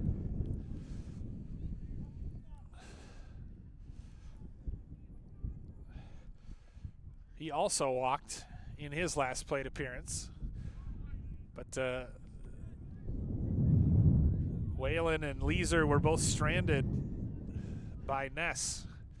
Ness has fired 3 straight balls, and he's behind 2-0 to Leeser, who fouls an out back. Just as you say that, he gets a strike. Yeah. 10-8-0 for Coon Rapids, 2-4-4 for Centennial. Leeser wide stance from the left side, slightly open. And he scoots back to avoid that pitch. 3-1. Owen Hackett playing first today, waiting on deck. The pitch. He wraps that foul right at producer Will Robinson. If that fence wasn't there, I would have said, "Danger, Will Robinson, danger." That's the best I can. That's the most. Yeah, but now you have to reference it because these tell with the kids what that's from. Yeah, right. Oh. Called strike 3. Leeser had tossed the bat aside, assuming he'd worked a walk. Instead, he goes down on strikes for the second time today. It was a big strikeout for Ness. 7th K recorded by Ness and a big first out. Hackett stands in, and he looks at a strike. They throw behind Whelan, and he almost gets caught off first. Ness has recorded a strikeout, at least one strikeout in every inning. Hackett has hits it out to right field. That is going to be gone. A home run for Owen Hackett. Well, he got a hold of that fastball, and he drilled it over the right field fence. Yeah, that was way out. So good call by the Centennial coaching staff to start Hackett at first base today as he hits a 2-run bomb to straightaway right field, and it's 10-4 Coon Rapids. Able to cut into that lead. First home run of the season for Centennial as a team, and Hackett on a cold, blustery day leaves the yard to claw a couple runs back for Centennial.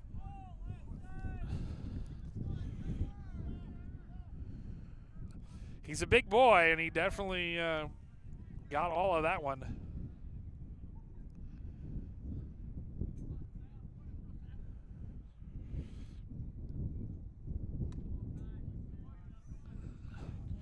Sam Meny stands in. He singled and scored to lead off the second.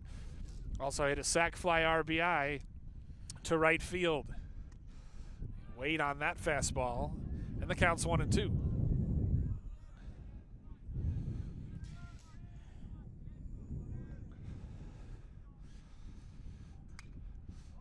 Lofted in the air, and that'll drop foul. Dutton and Stahlberger giving chase. Stahlberger, it felt like barely moved for that Hackett shot. He just kind of turned and watched really it have go. To. And risky maneuver to park the truck right behind there because that was definitely within range.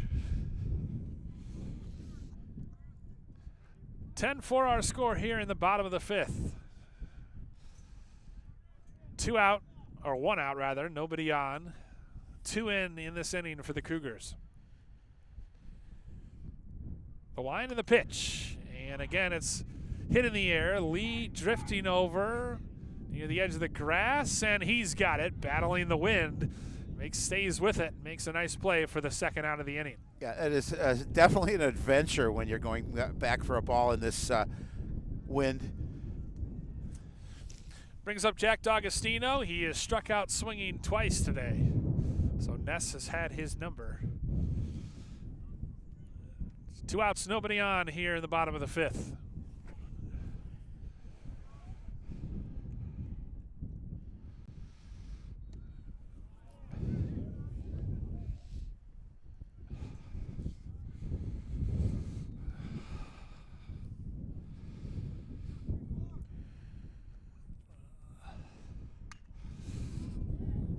Stahlberger out to right.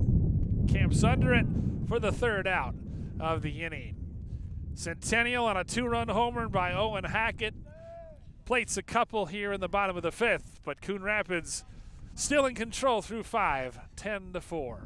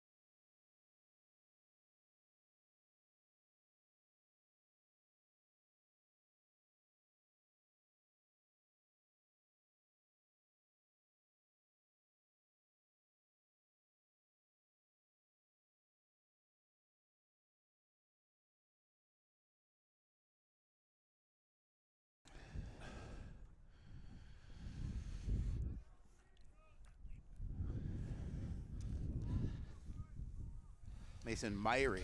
Mason Myrie leads off things, batting for Tommy Dutton here in the top of the 6th. And I'm going to need that Coon Rapids roster handy, I think, for these last couple innings. You might. We have it right. We have it here. That's good. Just because I knew you were going to need it. Pitcher Gyrie still on for another inning of work. He's pitched an inning and 2/3 so far. Done a nice job. Yep. Fans starting to file out here, and only the hardiest of the fans are remaining. No, it's cold. Gyrie falling behind Mason Myrie 3-0. The pitch. There's a called strike. Logan Ness on deck, followed by Danny Scheller. Poor Danny has had nothing to do today. Wrapped on the ground, foul to third. A nice play made by the manager, Matt Mossy. Former shortstop. And pitcher. Fielded that like a shortstop. The pitch. I think he got a piece of it, so Myrie stays alive.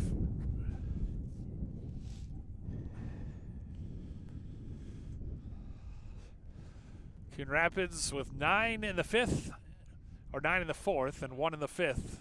That's how they got their 10 runs. Popped in the air on the infield. Weezer under it, and puts the squeeze on it for out number 1. Yeah, he waited a lot of pop-ups on the infield. Yeah, and he waited a little while for that one to come down. Yeah. So it brings up Logan Ness. He struck out twice today, and in between he reached on an error and came around to score. The pitch takes high and inside with that first offering. Shame on me. I've lived in Minnesota for 8 years now. I should have known to bring gloves when in doubt. Well, you know, we've had those 80-degree temperatures, and we just want it. We will it to be warm. Well, I got spoiled yesterday being in the press box at Blaine softball. The 1-1 pitch. And that's roped down the left field line. Fair.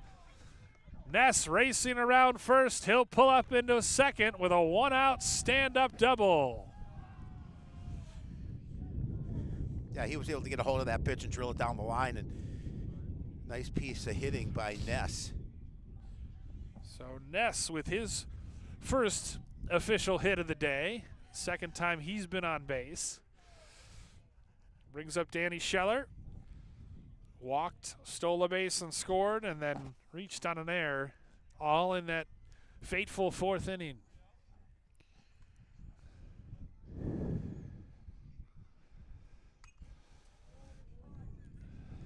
Fouls the first pitch back.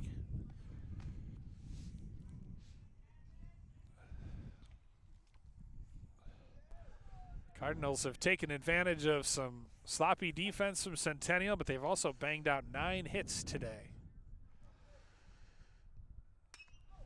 On the ground to third, D'Agostino up with it.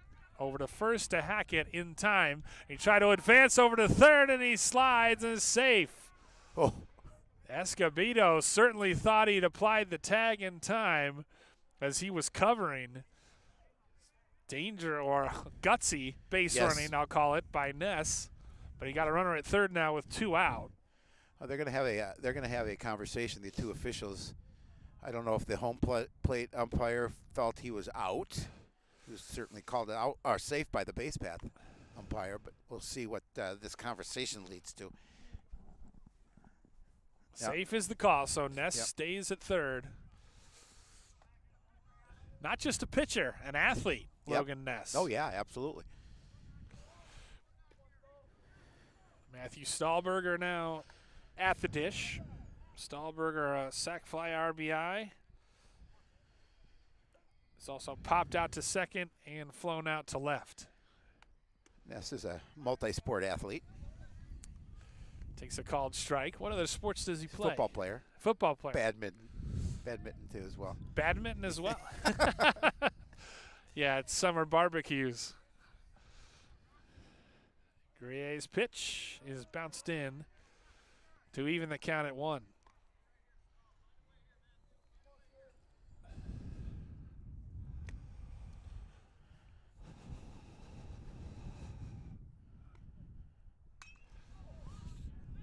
In the air to center. Rye is there, and for the first time today, he puts the squeeze on it to retire the side. Logan Ness stranded at third after a 1-out double. Cardinals don't score a run. We head to the bottom of the 6th, 10-4 Coon Rapids.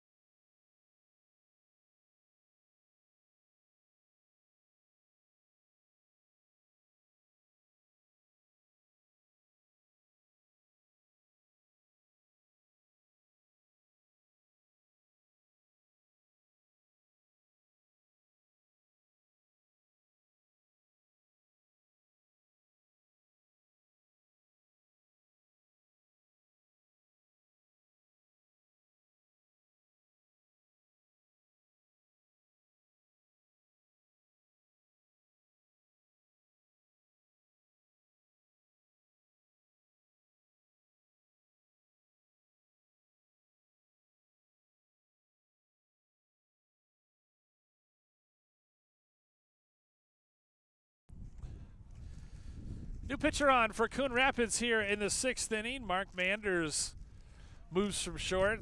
Ness will move over to short. Manders on in relief. And I think they're going to make him get a different glove. Switch gloves because he's got that blue glove. It's too exciting for the umpires. They can't handle it. I don't understand that.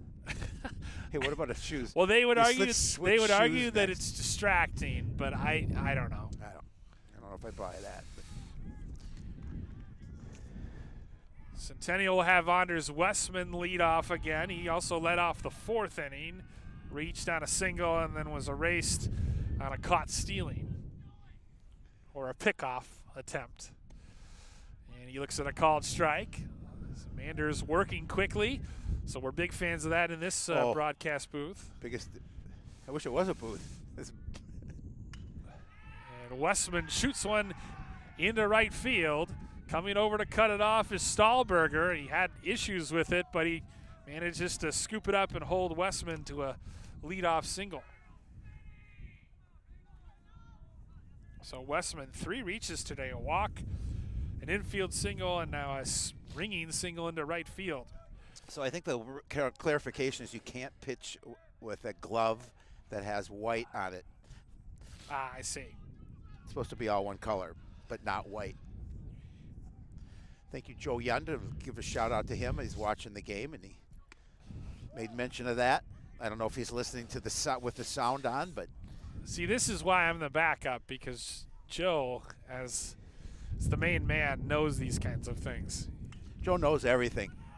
On the ground past a diving Ness. He's able to keep it in the infield, but not to make a play. So an infield single for Escobedo. Yeah. Is that? Yep. His first reach today. Or second, rather. He walked in the first. So now 2 singles have runners at first and second as Manders finds himself with a little bit of traffic on the base paths, and Centennial turns the order over to Vinny Rye. He's had a nice day today. An RBI, an infield single, and a walk. 2 reaches and an RBI. Officially 1 for 1. So he takes a called strike there to even the count at 1 apiece.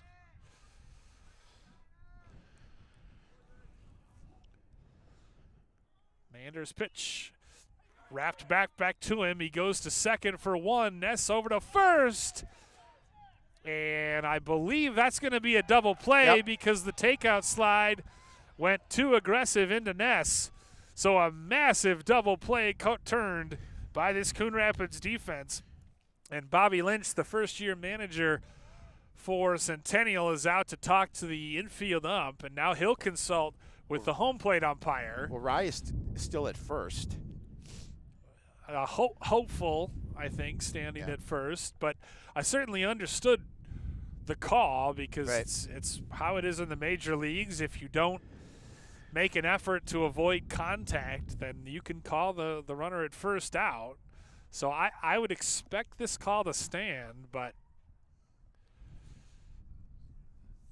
and if it does, it'll be a 1-6-3 double play, and what a timely double play it would be. Huge.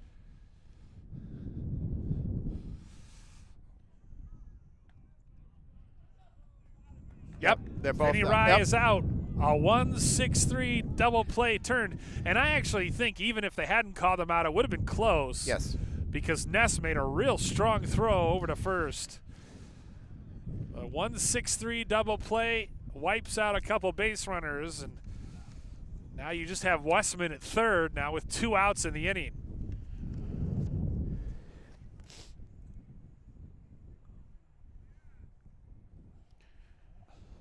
Unfortunate, but like I said, I think it was very much the right call. Agree. As Escobedo went hard into second base. Still some discussion. Bobby Lynch, who was the manager at Irondale the last 5 years, a 2007 graduate of Centennial, calmly making his case to the 2 umpires while the rest of us freeze. Yeah, he's nice and warm. He's got that nice coat on. And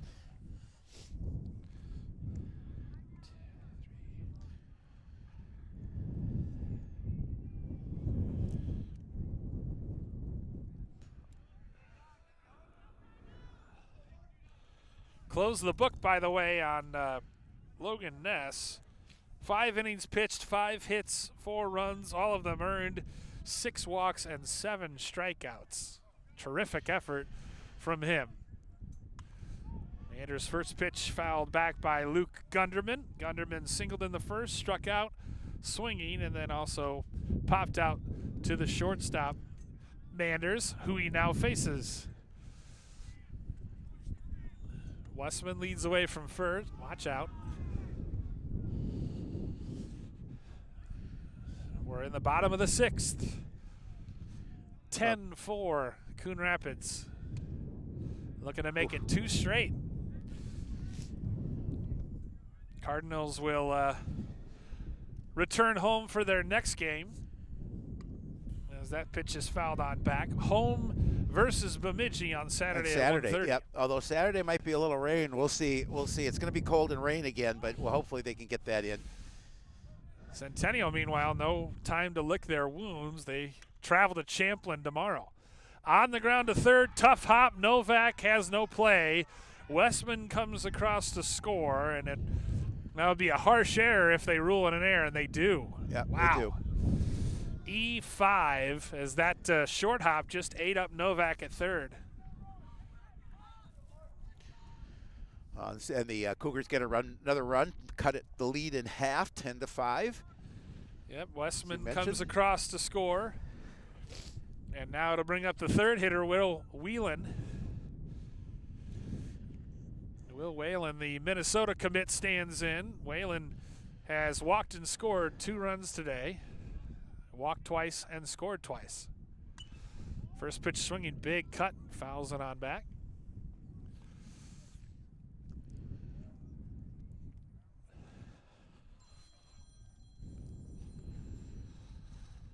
Must be a call from the bullpen. They want you, Hupp. They want you to throw an inning. Anything to keep warm right now. I might be open to that. Count is 0-2 on Whalen with 2 outs and a runner at first.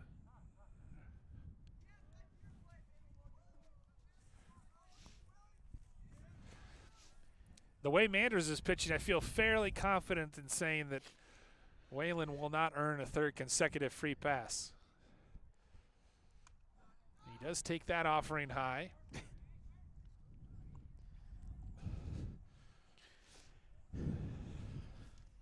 Big thanks to Mike Peterson working the camera and Will Riley producing today. Swung on and missed, and that strikeout ends the inning. As Manders blows kisses towards the Centennial dugout. 6 innings in the books. Centennial gets a run back, but Coon Rapids still leads it 10-5 here on the road.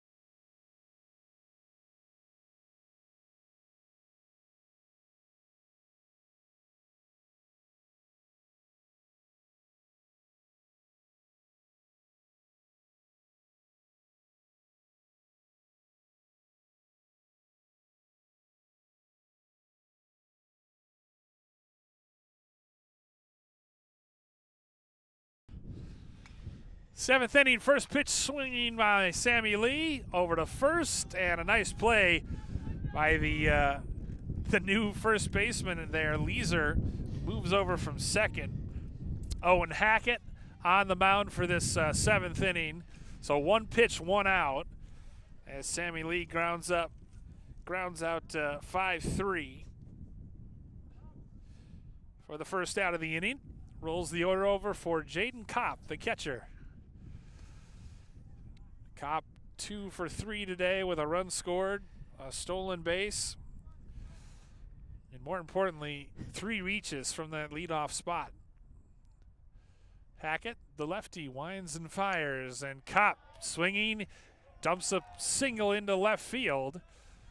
So Jaden Kopp continues to stay hot, his 3rd hit of the day, as he hits a sharp single into left field. Brings up Tyler Donnell, the DH. That's base hit number 10 for the Cardinals. Yeah, base hit, 10 runs on 10 hits, and that lone error last inning. Lefty-lefty matchup here, and it's bounced in. Nice stop by Manny. He's able to keep that ball in front of him. Manny, one of the top defensemen on the Centennial hockey team. Of course, his father, Rich, the longtime head coach of the Cougars. Donnell lines it down the right field line. Nice job by Kopp to avoid getting hit by it. Can only move to second base, though, and there's first and second now with just 1 out in the inning. First hit of the day for Donnell. Brings up Jared Fearing. He's had a nice night. Oof, has he ever. 2 RBIs, 3 for 3, 4 reaches, 2 doubles and a single. Or rather, 2 singles and a double, and a stolen base. Runners at first and second now with 1 out in the inning. Another nice stop by Manny. Coon Rapids offense has seriously awoken. Yes. Oh, nice to Despite put up double digits. Yeah. In runs.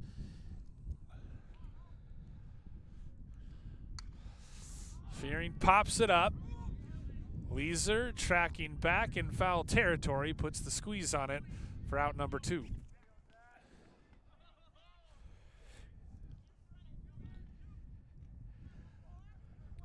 So Zach Novak stands in. He's got an RBI and a run scored today. 2 on, 2 out for the Cardinals here in the top of the 7th.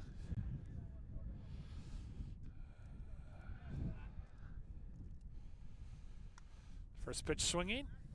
Seems like Hackett is coming in and throwing strikes at least. 4th pitcher of the day used by this Centennial bullpen.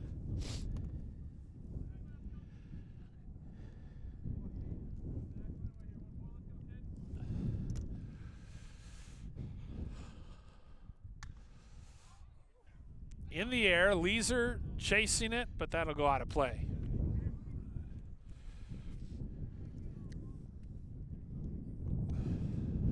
Cardinals seeing if they can put some additional runs on the board here in the top of the 7th. Yeah, never a bad idea to add a little insurance on. Absolutely. If you can help it. The way Centennial can hit the ball.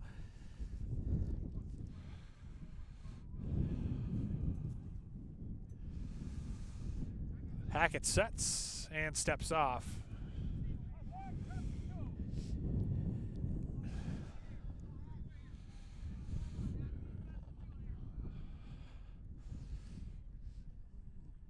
A 9-run 4th inning, the difference in this game.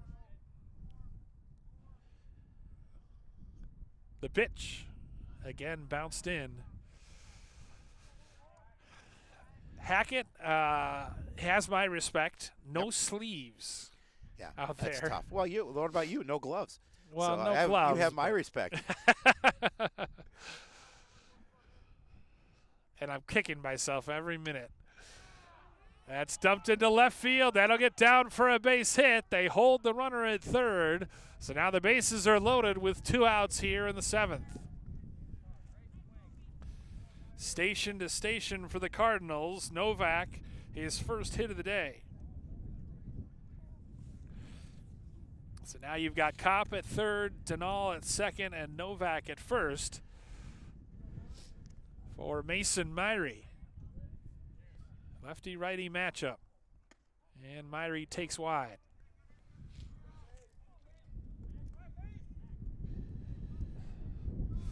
Myrie popped out to the second baseman, Leeser, in his first plate appearance. I was going to say, Cardinals threatening to add on here if they can do it with 2 away.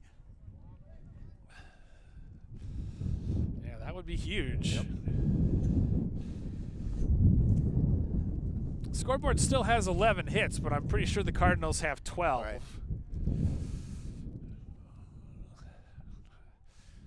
Maybe they've just stopped tracking it because there's been so many. You think? Hackett's delivery taken outside.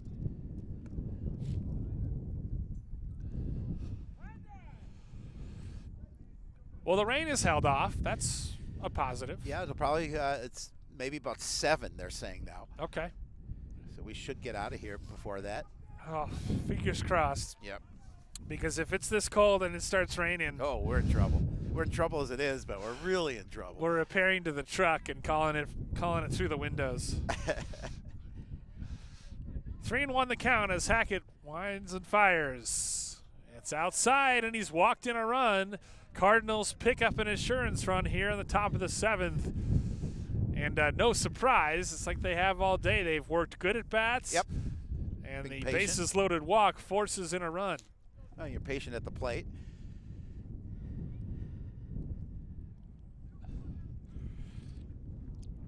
RBI, second of the day, or first of the day, I should say, for Myrie.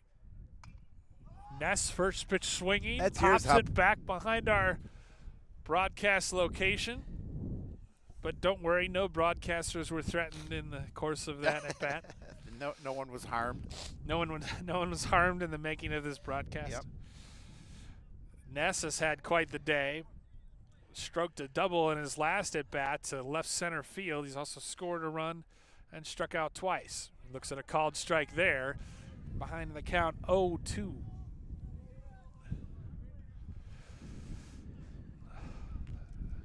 Like we said, Centennial, this is the second of a 9-game in 10 days stretch for the Cougars. Ooh. Checks his swing, and he was able to hold up. Oh, just barely. Yeah.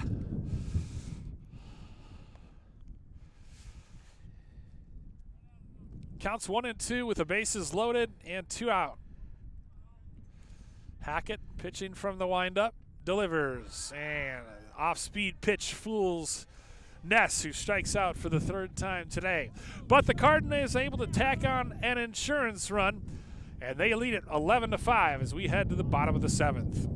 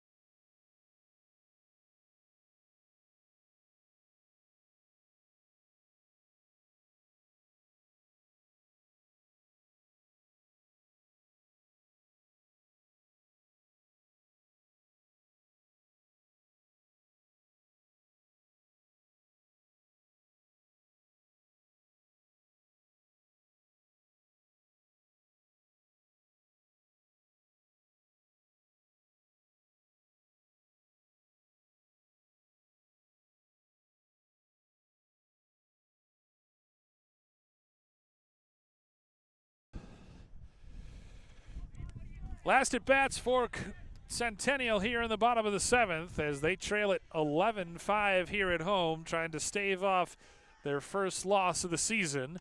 And the new pitcher on the mound is Danny Scheller, moving over from center field. He faces Aiden Leeser, as Leeser has walked and also struck out twice today. It'll be Leeser, Owen Hackett, and Sam Meny due up here in the bottom of the 7th for Centennial. Scheller, first 2 pitches were balls, and this time Leeser fouls it on back. Leeser was second base, also plays a little first base, as he did in that top of the 7th, where Coon Rapids left him loaded for the second time today. And they've played at 11 runs on 12 hits, but they've also left 10 runners on base. So goes to show how dominant they've been offensively. 3-1 the count.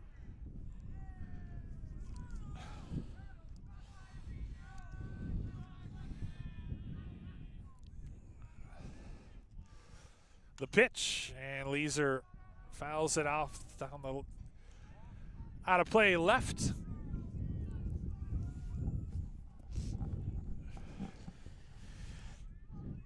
I think a lot of chatter coming from that Centennial dugout aimed at Scheller. Yeah, you can definitely hear it. Things have gotten a little spicy the last after that inning. last Coon inning. Rapids barking at the Centennial manager, and Leeser works a leadoff walk. His team trails by 6, but they need base runners, and he gets aboard to start the 7th. Second walk of the day earned by Leeser. Not helping the average, but helping the OBP.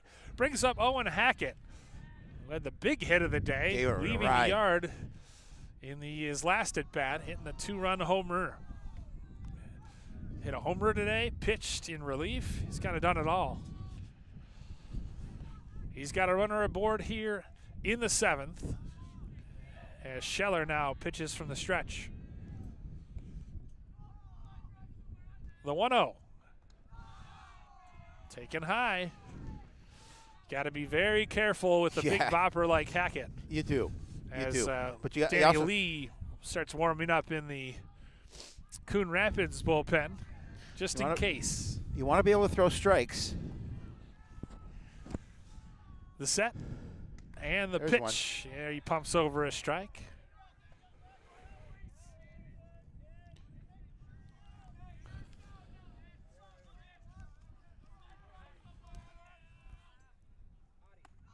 That pitch way high.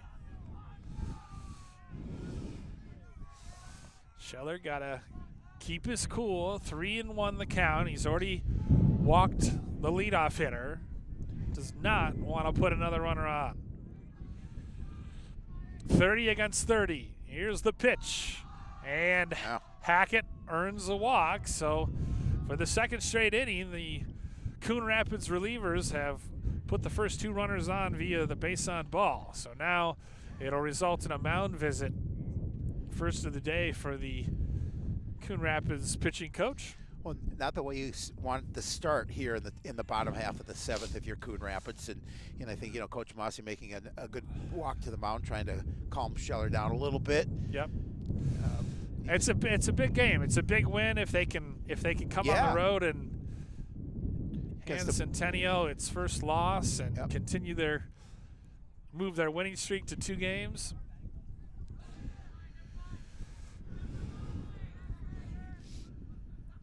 Many strides to the plate with 2 on and nobody out here for Centennial in the bottom of the 7th. And they, because of the Blaine comeback yesterday, know better than anyone, that, hey, just 1 batter at a time and a 6-run lead is not insurmountable. Nope. Anything's possible, especially you get 2 on and nobody out, and your pitcher's not finding the strike zone. Scheller continues to miss high, as that first offering was at Meny's eyes. Pitching from the stretch now, he delivers. And another high pitch. You see how he's missing high with those offerings. He's behind in the count to many, 2-0.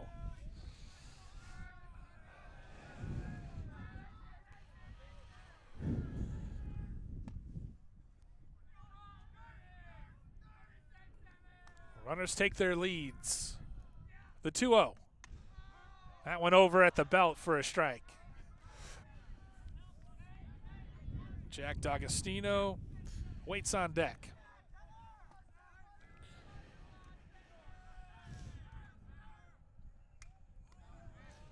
Then he fouls it off, and the count's even at 2.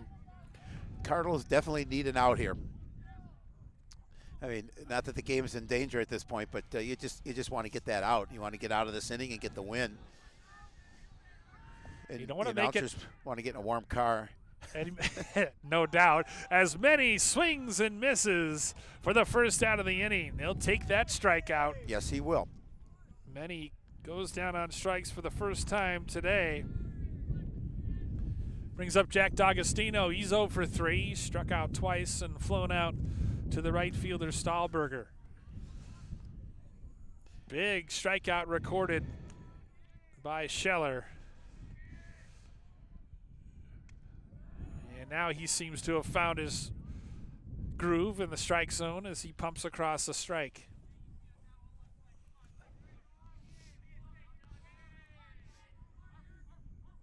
The pitch. Taken low and outside. 1-1, 1 out, 2 on here in the bottom of the 7th.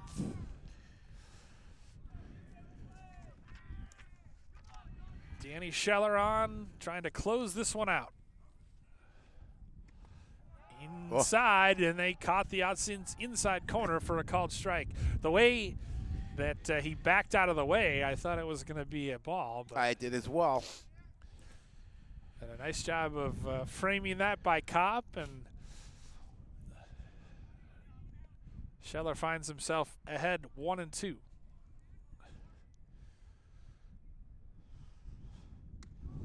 That one taken high, 2-2.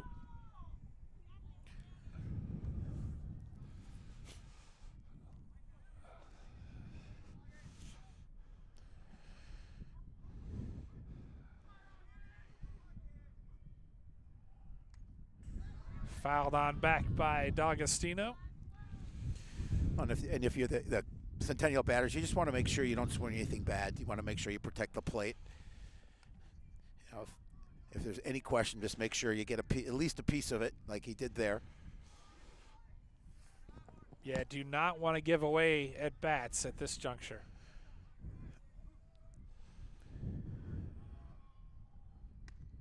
The pitch, oh, close. Could have been, but ultimately it's 3-2 now. The count's full.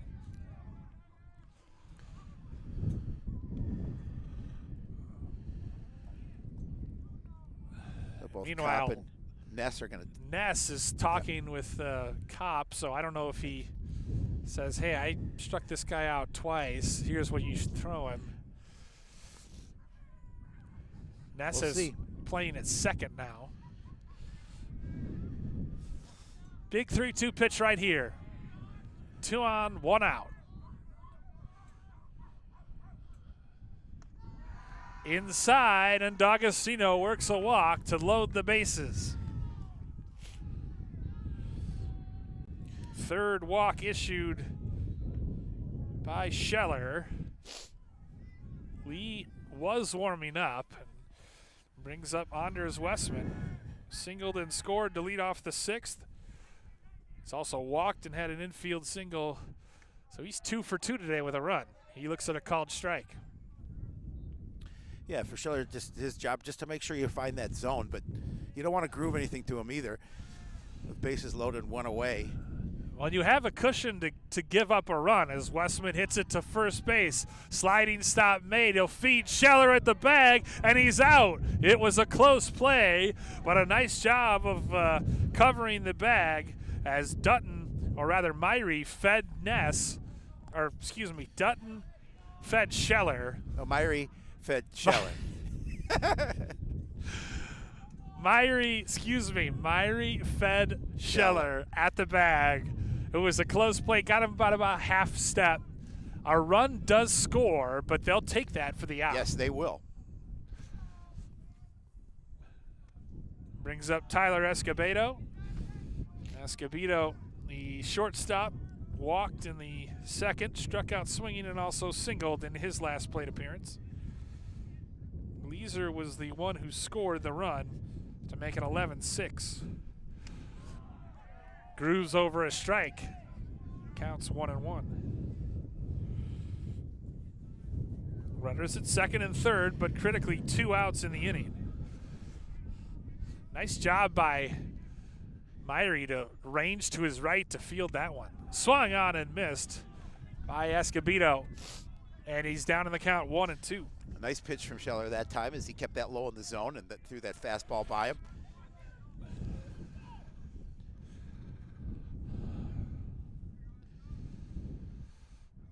Scheller rocks and fires. Struck him out.